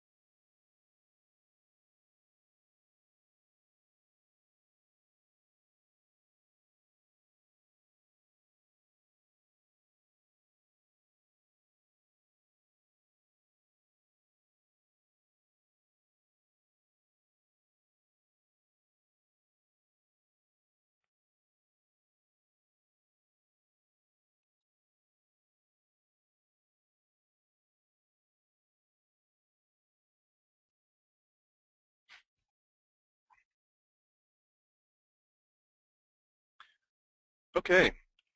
I hope everyone had some luck scheduling their activities. And I'm going to go ahead and carry on with some more information about the AgSquared calendar, and then we're going to move into record keeping with AgSquared. The first thing I want to point out is the advanced scheduling options. I'm just going to briefly go over a few slides here that discuss the 3 advanced scheduling features that we offer, and then we'll jump back into the calendar. The first one is the repeating activity feature. Those of you who've used Google Calendar in the past will notice that will know about repeating activities, but essentially a repeating activity is an activity that repeats once or more over time at a specific interval.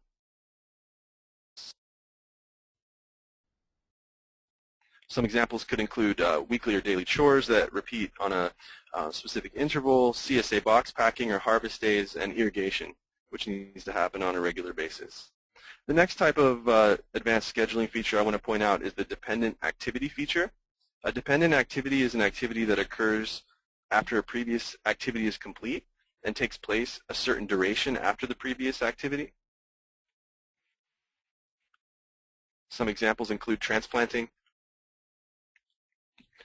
A planting's sowing date can be dependent on the date that the cover crop is tilled under, or a planting's harvest date can be dependent on the date of a compost application for GAPS or organic certification purposes. So the last advanced scheduling feature I want to point out now is the floating activity feature. A floating activity is a flexible date activity that can be completed anytime throughout a specific duration. So sometimes you're not quite sure when a job is going to get done, so you can create an activity that floats for a set number of days, and that actually occurs anytime in that period. Once you assign it to a specific date within that period, it will fall in that date. Now we'll jump back into the calendar.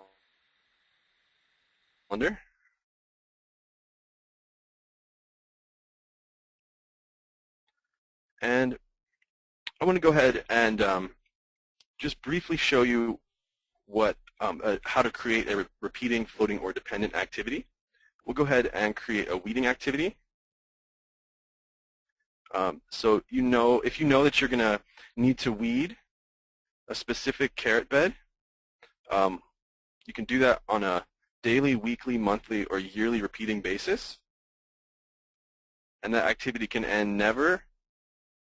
Well, you typically want to eventually end your weeding, but so in this instance it doesn't really, never would not be an option, but for something like greasing your tractor, that would be something that would never end for the life of the tractor, so you could add that as a never-ending activity.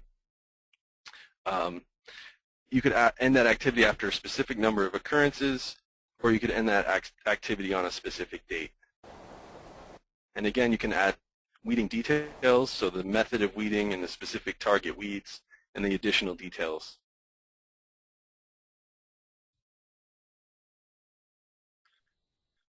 Now, next I'm going to show you the floating activity range. So if you're going to float an activity, so you know you're going to weed, but you're not quite sure which day you're going to be able to get to it over a specific time frame, you can add that as, let's say you're going to weed your carrots within the next 4 days. So you can add 4 as the floating range, 4 days, and that will start on August 1st. And we'll go ahead and add a carrot planting.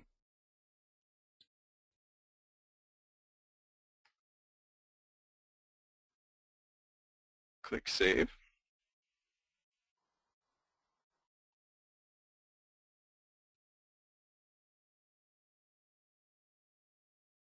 So now you'll see a floating activity has been added to each of these 4 dates, the weed carrot activity.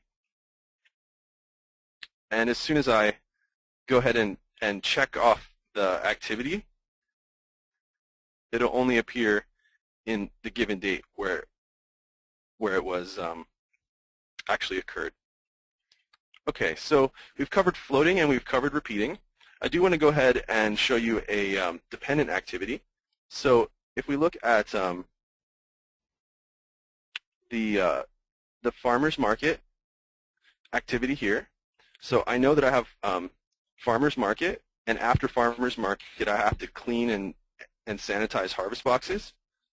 So if I wanted to make that activity dependent on the farmer's market itself, I could go ahead and click the dependency box and make sure that that happens within a set number of days after the specific farmer's market activity. So now my clean and sanitize harvest box activity will happen 3 days after my Crown Street Farmers Market. So those are some of the advanced scheduling features I wanted to just give you a brief tour of.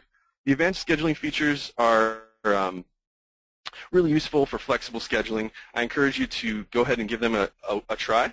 They can really be helpful as you begin to put your season together. The next thing I want to show you is how to print your calendar. The AgSquared calendar can be printed by clicking the print button at the top of your screen. And the AgSquared calendar prints in work ticket format. So these are cuttable work tickets that you can then give to your staff or employees or post on the wall in your office in order to, excuse me, it's a busy week, so it's taking a minute to appear in my tab here, but it will show up. So the work ticket format is really useful for planning your activity dates and making sure that you have a working list of activities that you can use out in the field or in the barn, wherever you plan your day-to-day activities. So this is the format here that I described. It's a work ticket format. It exports directly from your calendar. It includes each activity that occurs on a given week and all of the basic information and details about that activity. So you can imagine how useful this would be on your farm to be able to just hand off work tickets to your staff members, and they can know exactly which field, which planting, which specific activity, and which details are involved in the specific task or job that you hired them to do on a given day, or that you're doing yourself on a given day.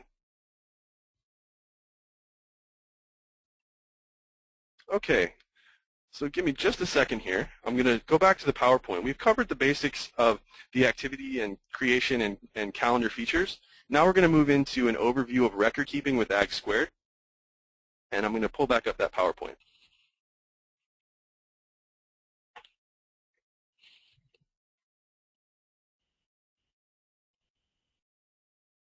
Okay, so we're going to part 5 of today's presentation. This is record keeping and review. It's still part of the management component of AgSquared in that while you manage your farm, you're creating useful records by creating activities and marking those activities complete. As you complete activities, they become records, and those records are available in a variety of formats within your AgSquared account, and we're going to cover those right now. AgSquared record keeping is really easy because your plans are becoming your records. So as you complete activities, you can mark them complete, and the moment of marking an activity complete is the specific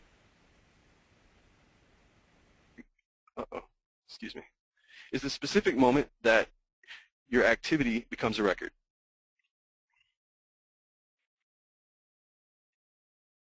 So I'm going to start by going back to the Crops tab, the Crops tool, which is where Drew spent a lot of time earlier today.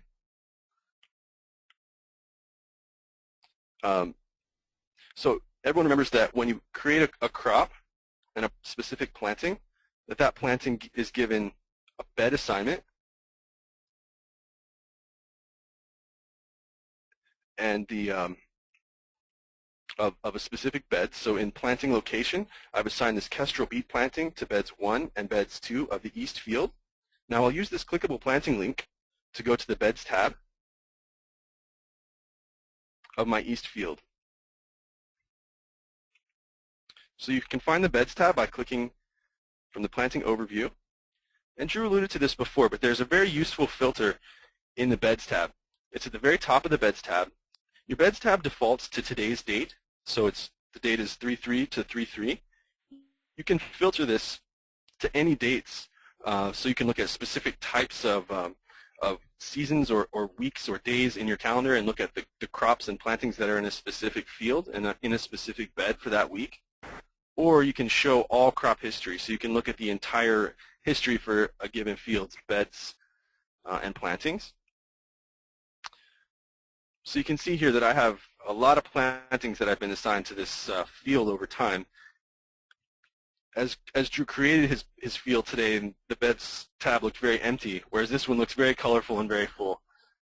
And You can imagine how useful this type of record will be as you move forward in planning crop rotations and planning basic plantings and looking at space availability in a bed.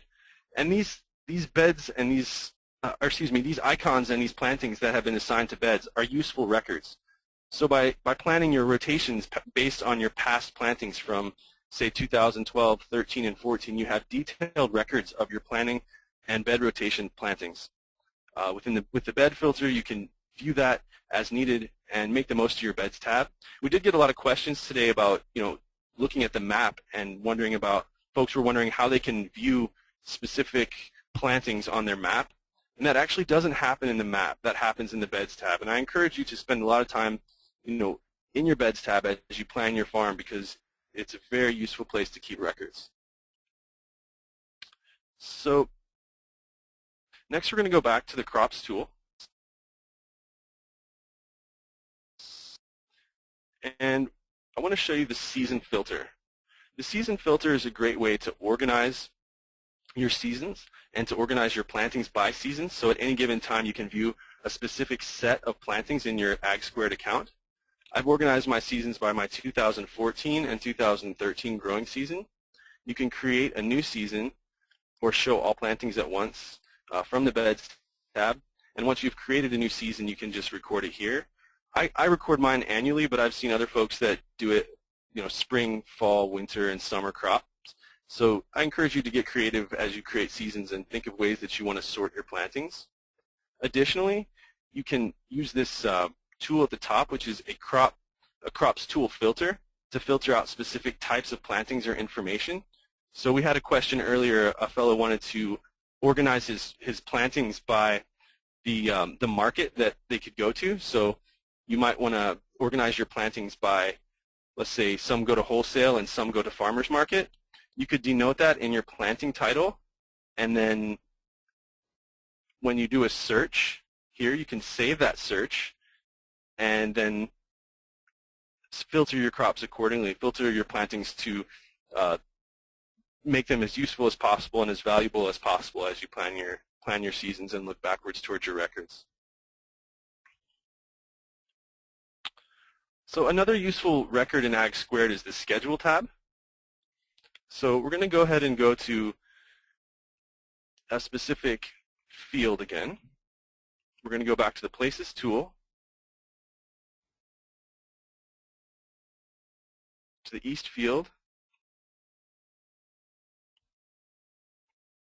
and look at the Schedule tab. The Schedule tab is a calendar that's specifically designated to the item that you're looking at. So if it's a crop, you're only looking at the schedule for that crop, or a planting only for that specific planting. And in this case, we're looking at the schedule for a specific field. So these are all the activities that happen in the East field during the week of August 1st. So this is an important way to organize information and look at it in the specific category that you're wanting to view those records in and make them as valuable as possible. So now that I've opened my Schedule tab, I want to go ahead and view the specific activities based on what's happening in that field. So I want to go ahead and filter my activities by a specific activity type. In this case, I'm going to go ahead and filter them by the harvest. So I'm only going to look at harvest activities once I enter the word harvest in the search bar at the top.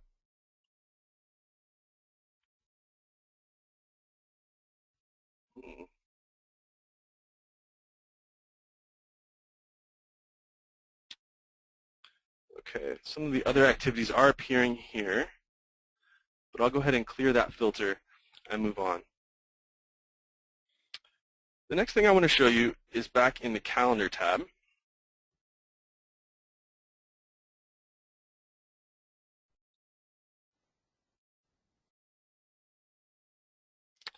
We haven't covered journals yet. A journal is a very useful record on your farm because it's a great way to capture random information and observations from the field. So a journal is not specifically an activity that occurs on your farm. It's actually a record. So as such, I'll go ahead and create a exciting record that my peppers are turning red. Exclamation point. Very exciting. Something that we all wait for. And I'll go ahead and, just like in an activity, I can add attributes or additional details to that. So I'll go ahead and add the specific planting that's turning red. So it's a lipstick pepper. And that'll be linked to my lipstick pepper planting. And I'm going to go ahead and add a photo of this exciting observation on my farm.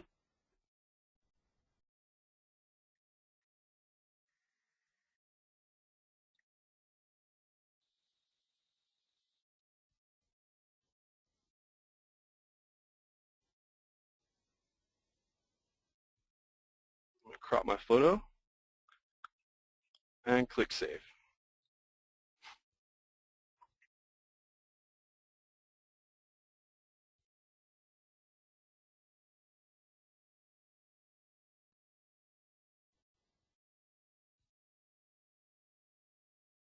Oh, you know what? So when I created my journal, I created it for today, March 3rd, which my peppers are definitely not turning red today. So I'm going to go back to that. The form defaulted to today's date. I'm going to go ahead and change that to August when I anticipate my peppers turning red. So as you can see, activity out to August, change the date here.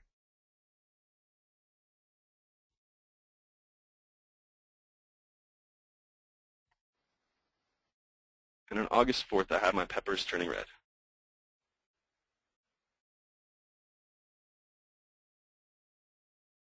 So that's creating journal entries. I encourage you guys to experiment with that and have a little bit of fun with journal entry creation.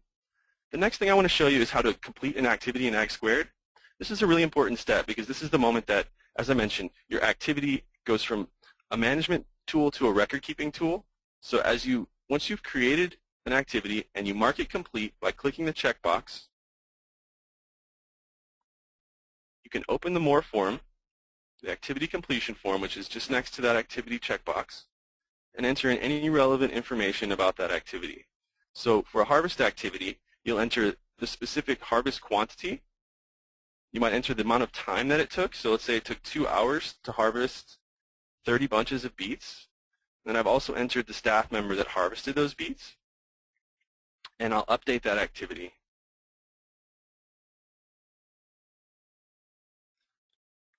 So just like that, I've turned my planned activity into a valuable record.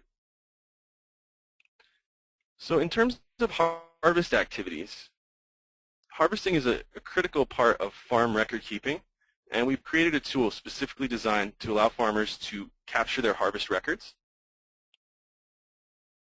So I want to go ahead and show you some harvest records for some plantings that I created in 2013. So we'll go ahead and take a look at my mokum planting, my carrot planting from 2013, and look at the valuable harvest records that I've created there. So I'll click on the Harvest tab. And as you can see, each of my harvest activities that I went ahead and marked complete in my activity completion form in the calendar, I've then transferred it directly into my carrot planting overview in the Harvest tab, and then I can look at the specific dates, the specific amount harvested, and the status of that harvest, as well as the total harvested. So with this planting, I harvested 1,500 pounds out of an expected harvest of 1,800 pounds. And we'll go ahead and take a look at another planting for varietal comparison, which is a really valuable piece of AgSquared in that you'll have valuable records from specific plantings in terms of their harvests, as well as all the other critical information like the dates they were harvested and the amount of time it took to do activities around those plantings. And in this example, I've harvested 1,723, or 96% of 1,800 pounds expected. So as you can see, I would probably opt to plant my Scarlet Nantes over my mokum planting because this yielded a higher percentage of my expected harvest. So harvest records, completed activities, schedules, crops, tool information. So basically, even entering your basic planting information is an important way to create valuable records that will be useful to you moving forward in subsequent seasons. So I hope this has been a helpful overview for you of what the AgSquared calendar and record-keeping features are. And with all of that, I want to go ahead and hand this back to Drew to take over. Maybe we'll take a few moments here to just catch our breath, and you can send any questions our way, and we'll shoot your answers right back. Thanks so much.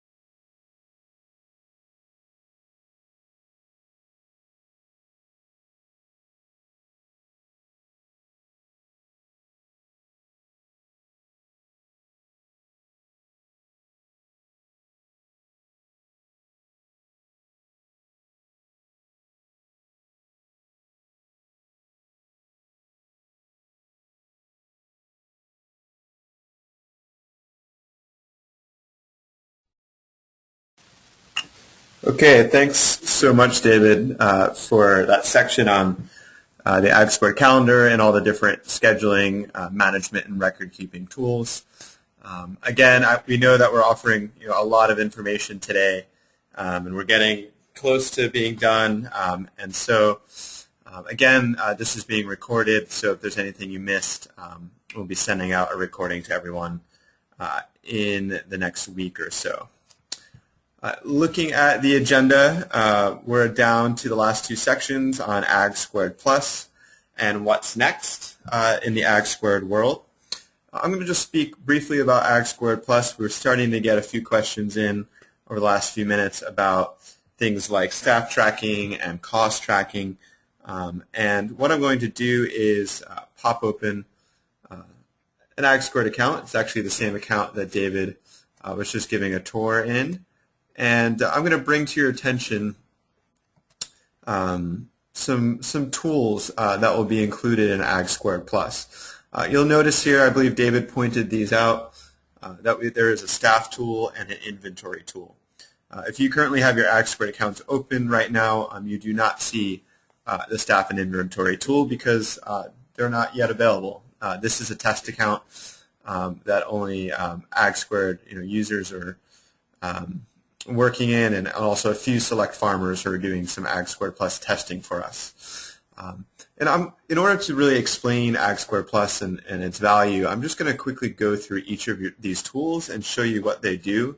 And then I'll talk about how, when these tools are used in tandem, AgSquared Plus allows you to meet a lot of those goals that you mentioned in the beginning of the webinar, such as looking at your profitability and your cost of production and so forth. So this is the staff tool. And as you can see here on the left-hand side, I've entered in a lot of different staff members on my farm.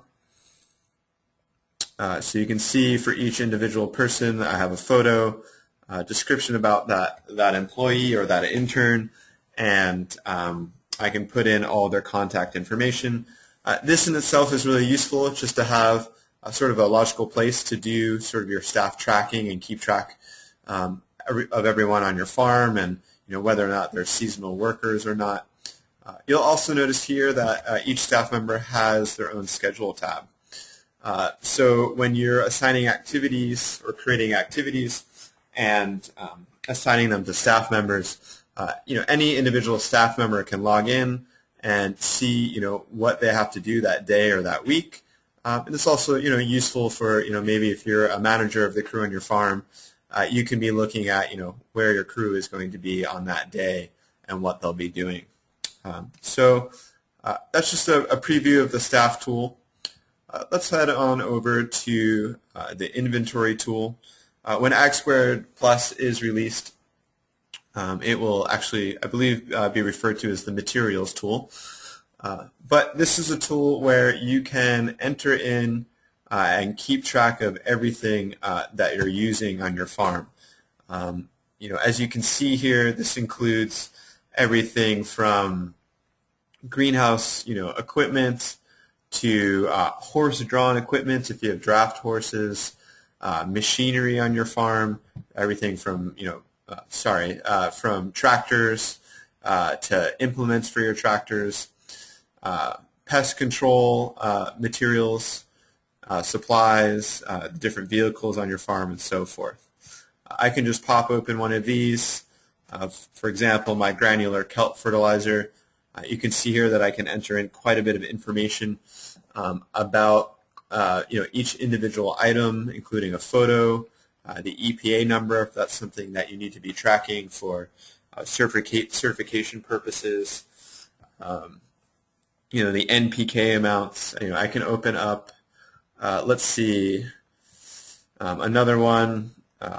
Here's row cover material that I'm using on my farm. So, and then each item has an inventory tab, so you can see where this item is stored and how much of it as well. Now,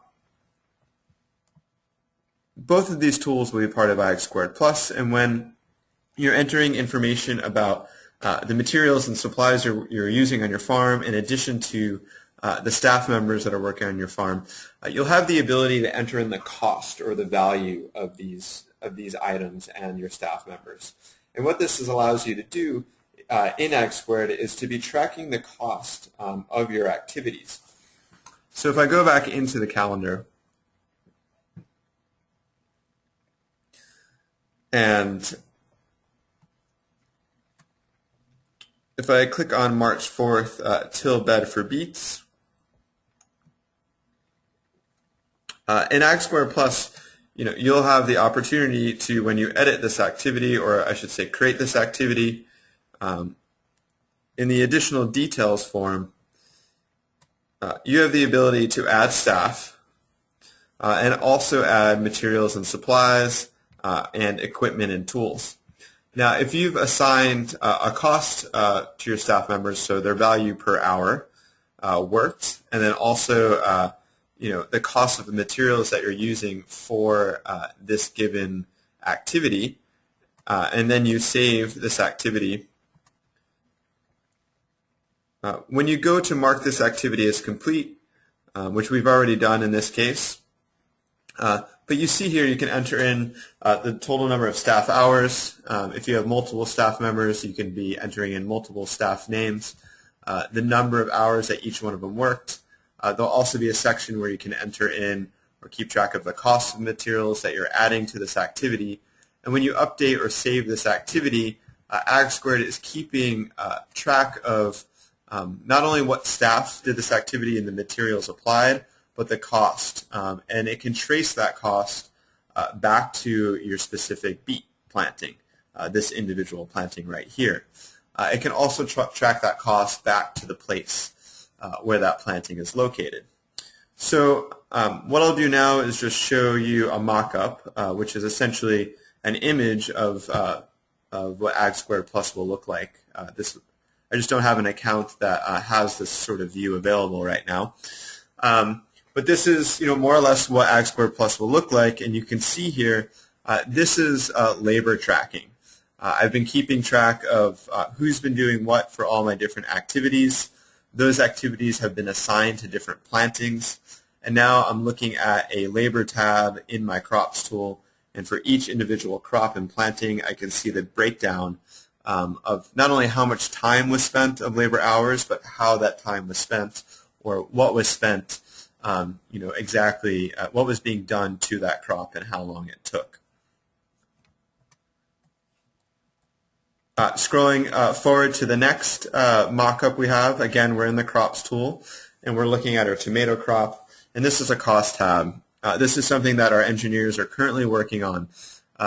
Right now, we don't have any figures, put into this form, but you can see by applying your labor costs to activities, or the folks who are doing the labor and having a cost associated with them, and also assigning your materials and your equipment costs to activities, you can start to tally up your total costs for any given planting.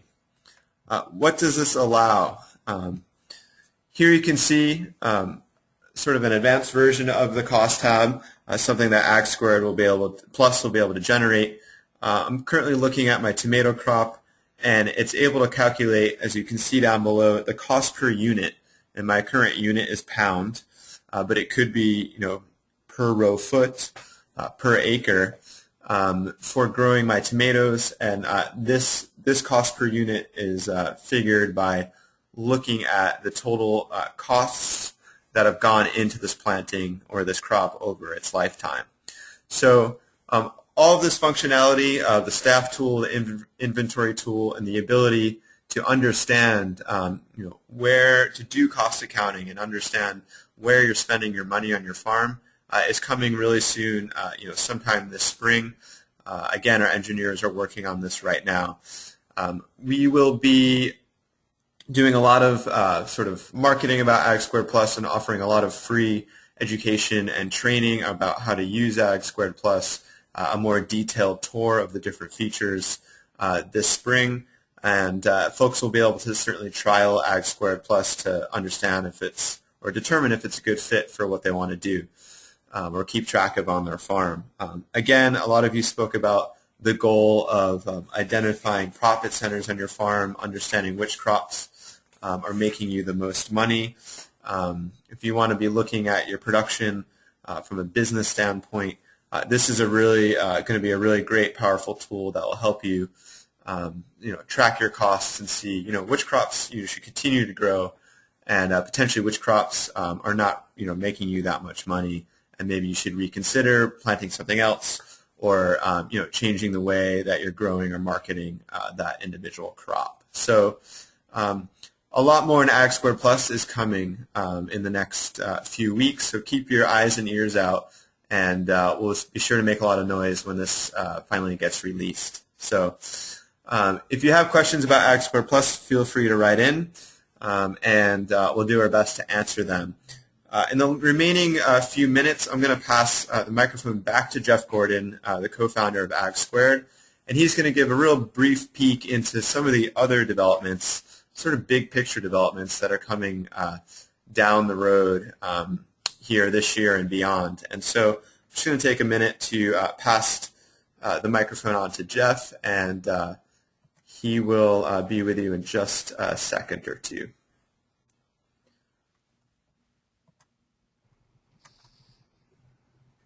Thanks very much, Drew. Do you want to just set me up with control of your mouse and keyboard, and I can do the presentation on your screen? Sounds great. Okay, thanks. While Drew is setting that up, thanks everyone for sticking around to the bitter end. It's been great to see so many of you so engaged with asking questions, and I hope that today has been a really useful session for you and gives you a sense of everything that you can do with AgSquared and how to get started with it. What I'm going to be focusing on in these last couple of minutes is just some big picture things that we've been thinking about lately with regards to the next directions we want to take AgSquared in. Obviously, AgSquared Plus is a big initiative for us. To us, AgSquared Plus, what we have right now going on in AgSquared Plus is just sort of the tip of the iceberg. Our goal is to create a system that really enables you to understand the drivers of success and failure on your farm. If AgSquared Basic has been focused on making it possible for you to sort of effectively keep track of what goes on your farm and manage your farm effectively, then AgSquared Plus is there to help you understand what is going on your farm and make better decisions based on what you see. Some of the next big things that we want to focus on have to do with covering other areas of the farming process that right now AgSquared is not really focused on. So everything that we've talked about today, for example, is focused on production. But the way we think about farm businesses, there's really two main components. You grow things and then you sell things. And the whole harvest and sales process is one that until recently we haven't focused very heavily on. You know that we have some basic harvest tracking features in AgSquared. But when it goes to making use of that harvest information to actually carry out sales, it's not something we do right now. It's something we're very interested in. We don't really want to reinvent the wheel there. There's been a lot of work that's already been done in creating tools to help you manage the sales process on your farm. And so we actually decided, let's see, where do we, there we go. So what we actually decided to do is acquire another company called Local Dirt. Some of you might have heard of them.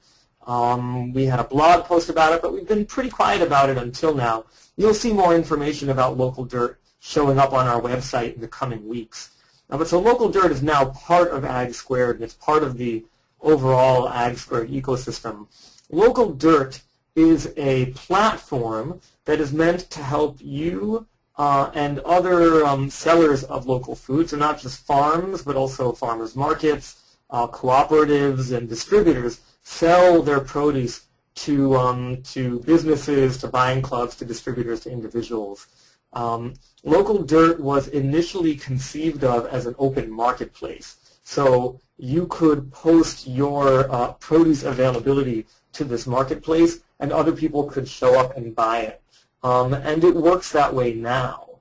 But there's a whole set of tools in there that are useful for you even if you don't want to sell your produce on the open market per se. You want to be able to have relationships with your standard buyers. For example, maybe you sell to some restaurants, maybe you sell to a local food hub or to a local supermarket chain. Perhaps you sell at farmers markets or you sell through a buying club. In all of those situations, you can use Local Dirt to keep track of your sales and to make it easier for your buyers to see information about what you have available and to actually tell you what they want to buy. So just to show you a few quick screenshots in terms of what you can do in Local Dirt right now, for example. Local Dirt allows you to create a listing of all your products. And those products can be anything from the crops that you grow on your farm to value-added products, really anything you want to add, you can add to your product listing.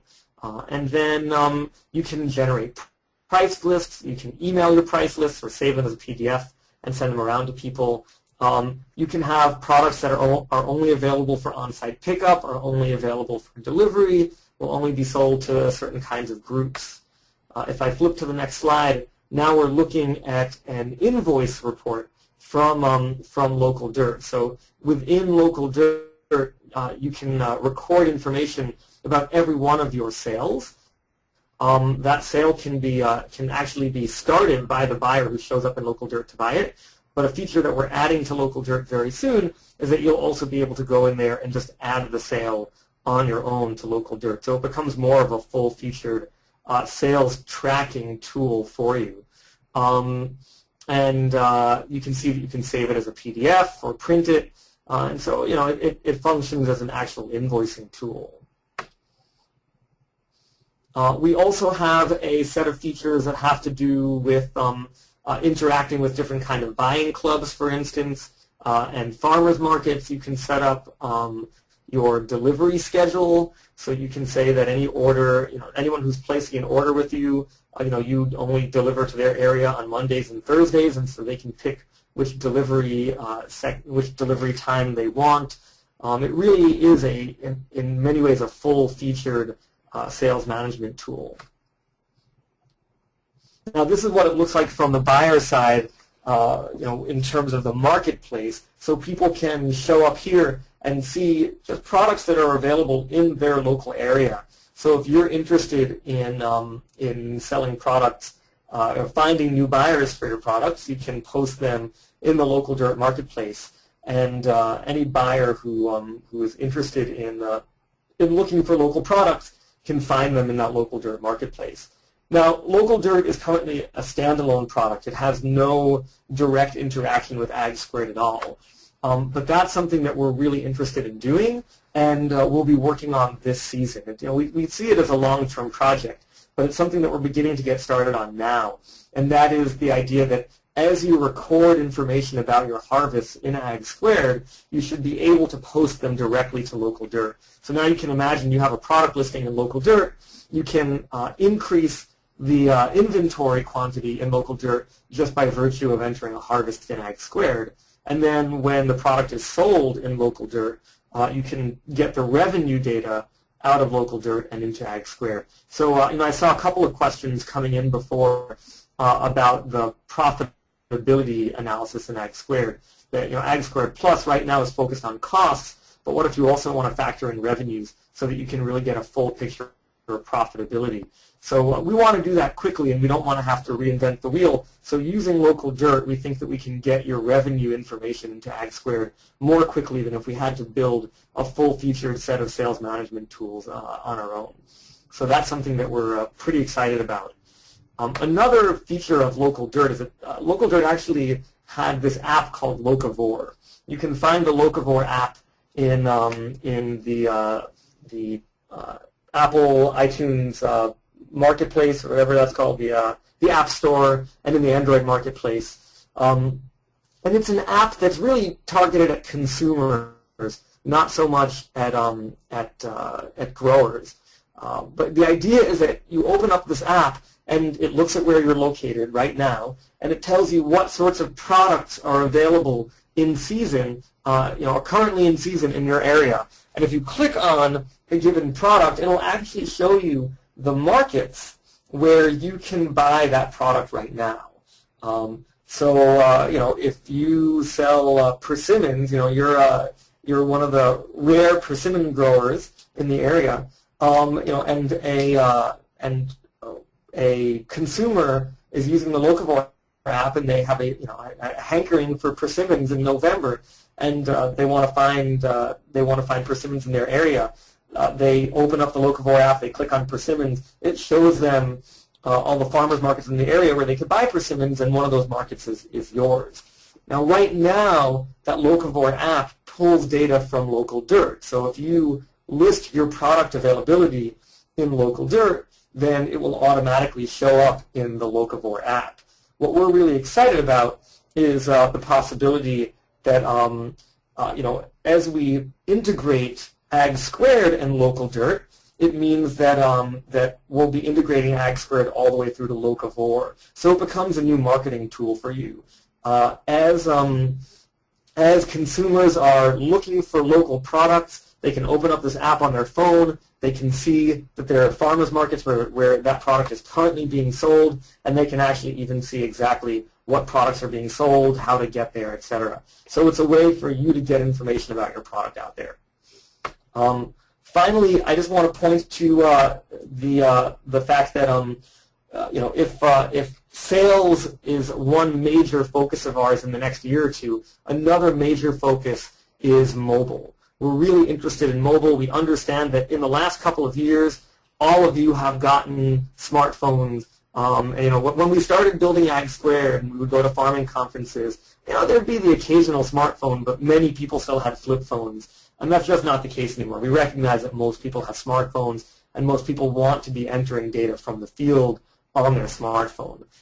So we're very actively working on mobile apps that will make it easier for you to use AgSquared from the field. So a lot of the design that goes into this kind of thing is big buttons, big icons. We understand your fingers are dirty. There's glare on the screen. You're not going to be able to use the little icons like you do in AgSquared on a desktop computer. So big icons make it really easy to schedule activities or to enter your enter in what it is that you're doing on the farm. One thing that we're really interested in is the kinds of data collection that can be done through a mobile device that you just can't do when your AgSquared access is in front of a computer. So, for example, here we're looking at a version of the AgSquared calendar where you just entered in that you're going to start harvesting something. You can just flip on a little timer that says, "Start timing me now." Excuse me. And you save your activity. And just like that, you're able to do labor tracking much more effectively than if you needed to rely on pen and paper. Now all you have to do is hit stop when you're done with that activity, and it automatically records that you just spent 43 minutes, for example, harvesting carrots. And that goes directly to your cost calculation of this is how much time I spent harvesting carrots, and this is how much my time is worth, and therefore this is how much it cost me to harvest those carrots. So here's just a view of the AgSquared calendar. Showing just the same kind of functionality you were looking at before, but in a mobile-friendly format. I think that we're already looking at this. Yeah, so I'm going to pass it back to Drew to just wrap up. Thanks so much, everyone, again, for participating today. And please keep the questions coming. I'm really excited to see the questions that have come in today, and Drew and Dave are really eager to answer them. So thanks again, and hopefully we'll hear from you again soon.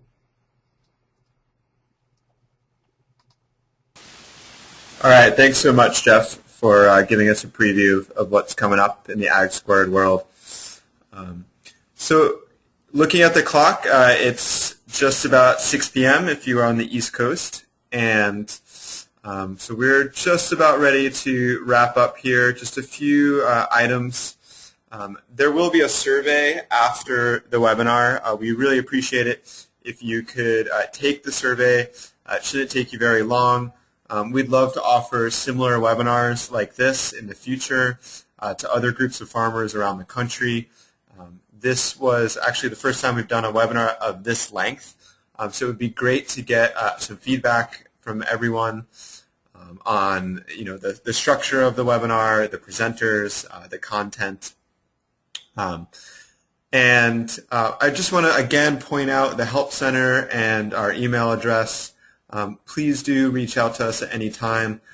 User support at AgSquared is included in your trial, in your subscription at no extra cost. We're definitely here to help you along the way, whether you have a question about a specific feature or a tool, or sort of have a more farming related question, we have user support folks on our team who are currently farming or have farmed in the past, and so we can certainly help you sort of think about your specific succession planting or plan your greenhouse or whatever your question might be. So I want to thank everyone who, not only all the attendees, all the farmers that came out today. We've had a lot of folks stick around throughout the whole 4 hours, which is incredible.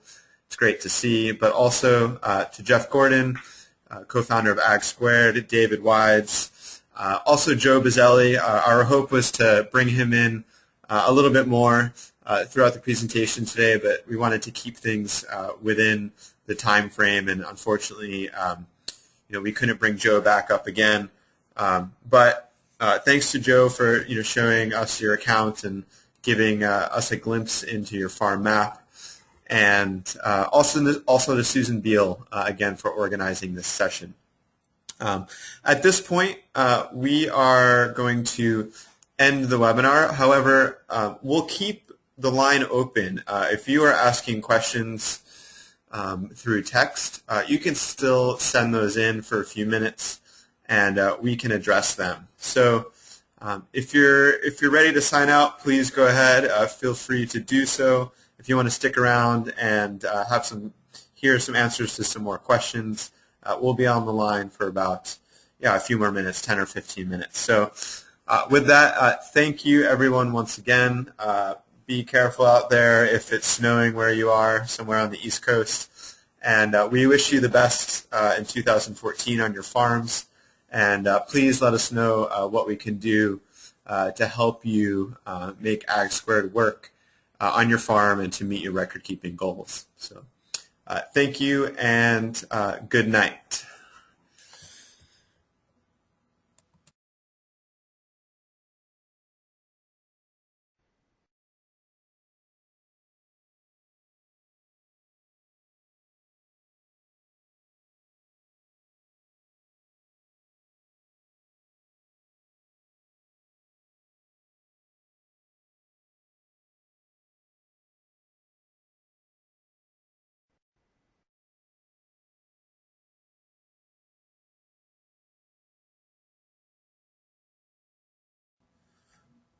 All right, it looks like a bunch of people are still sticking around and asking questions, and I'll just take the moment to answer one of the questions out loud. It's something I don't believe we touched on today, but it's an important part of record keeping and using AgSquared.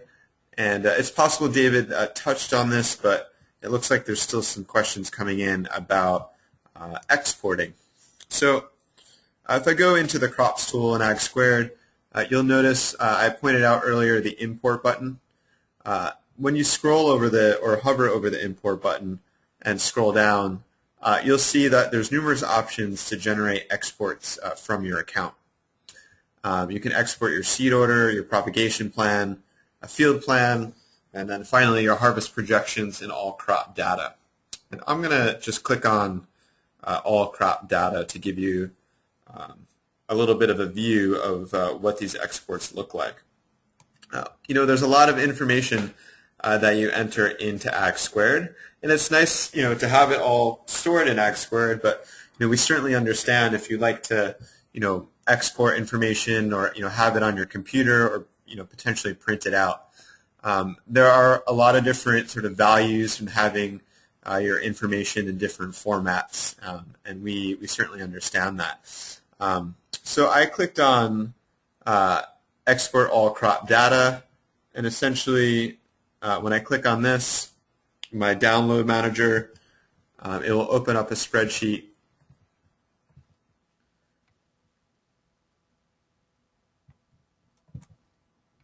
Sorry, it looks like I wasn't showing my screen for a moment there. And there you go. So I'll go back into my account. I clicked on export all crop data. Again, we're in the crops tool, and it exported this spreadsheet. You can see here that all of this information is coming from my account and is now neatly organized in columns and rows in this Excel sheet. So on the left-hand side, I have all my crops, the different varieties, and just scrolling over to the right, a lot of different information here about the layout and spacing of each individual planting, where the planting is located, and so on. So you can see here by using the export feature, you can pull a lot of that information out of your account and sort of slice and dice the information or copy it into other Excel sheets if you'd like to. If you want to show your information or hand over a piece of paper to your organic certifier or for doing any sort of accounting purposes, you have that information there. Somebody asked earlier about, can AgSquared track the difference sort of between what you planned and what you actually happened on your farm. And as David pointed out, you can keep track of what happened by marking activities as complete in the calendar.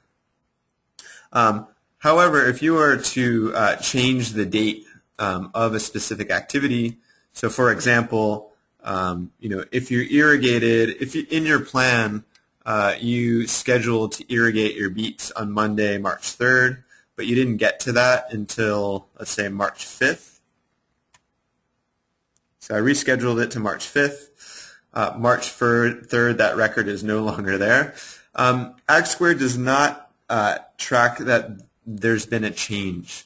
It can only track what the change is, so that initial plan or schedule of irrigation on the 3rd of March, there's no longer a record of that. We certainly understand the value of there being a difference or being able to look at what you planned versus what actually happened. If you wanted to duplicate your plan from one year to the next, you'd want to be able to look at what your original plan was, not what actually happened. So, exporting is, one way that you can get close to doing this in AgSquared. For example, if you've set up your crop plan and you feel like, this is a really good plan for the year, and you sort of decide, like, everything I do from now on is if I make a change to my plan, it's not part of my initial plan. It's seen as a change. At that point, when you make that decision, you can simply export all of your crop data.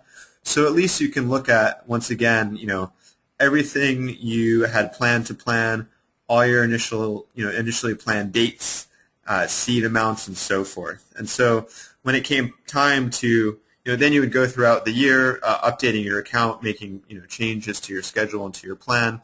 But when it came time for 2015, if you were doing your crop planning again, you would have this record saved on your computer of what your original plan looked like from 2014. In the future, we've definitely had a lot of conversations and brainstorming sessions with farmers and product designers and engineers about how we can account for the difference between plan and actual. It's definitely sort of a Pandora's box from an engineering standpoint. It's something that we will get to eventually. It just might take a little bit of time. So, so that addresses exports. Again, you can export, just your field plan, so everything that's in your fields, or just your propagation plan if you just want to look at the records or your plan for your greenhouses separately from everything else on your farm. So let me just check back with David and see if there's any other questions I can address out loud.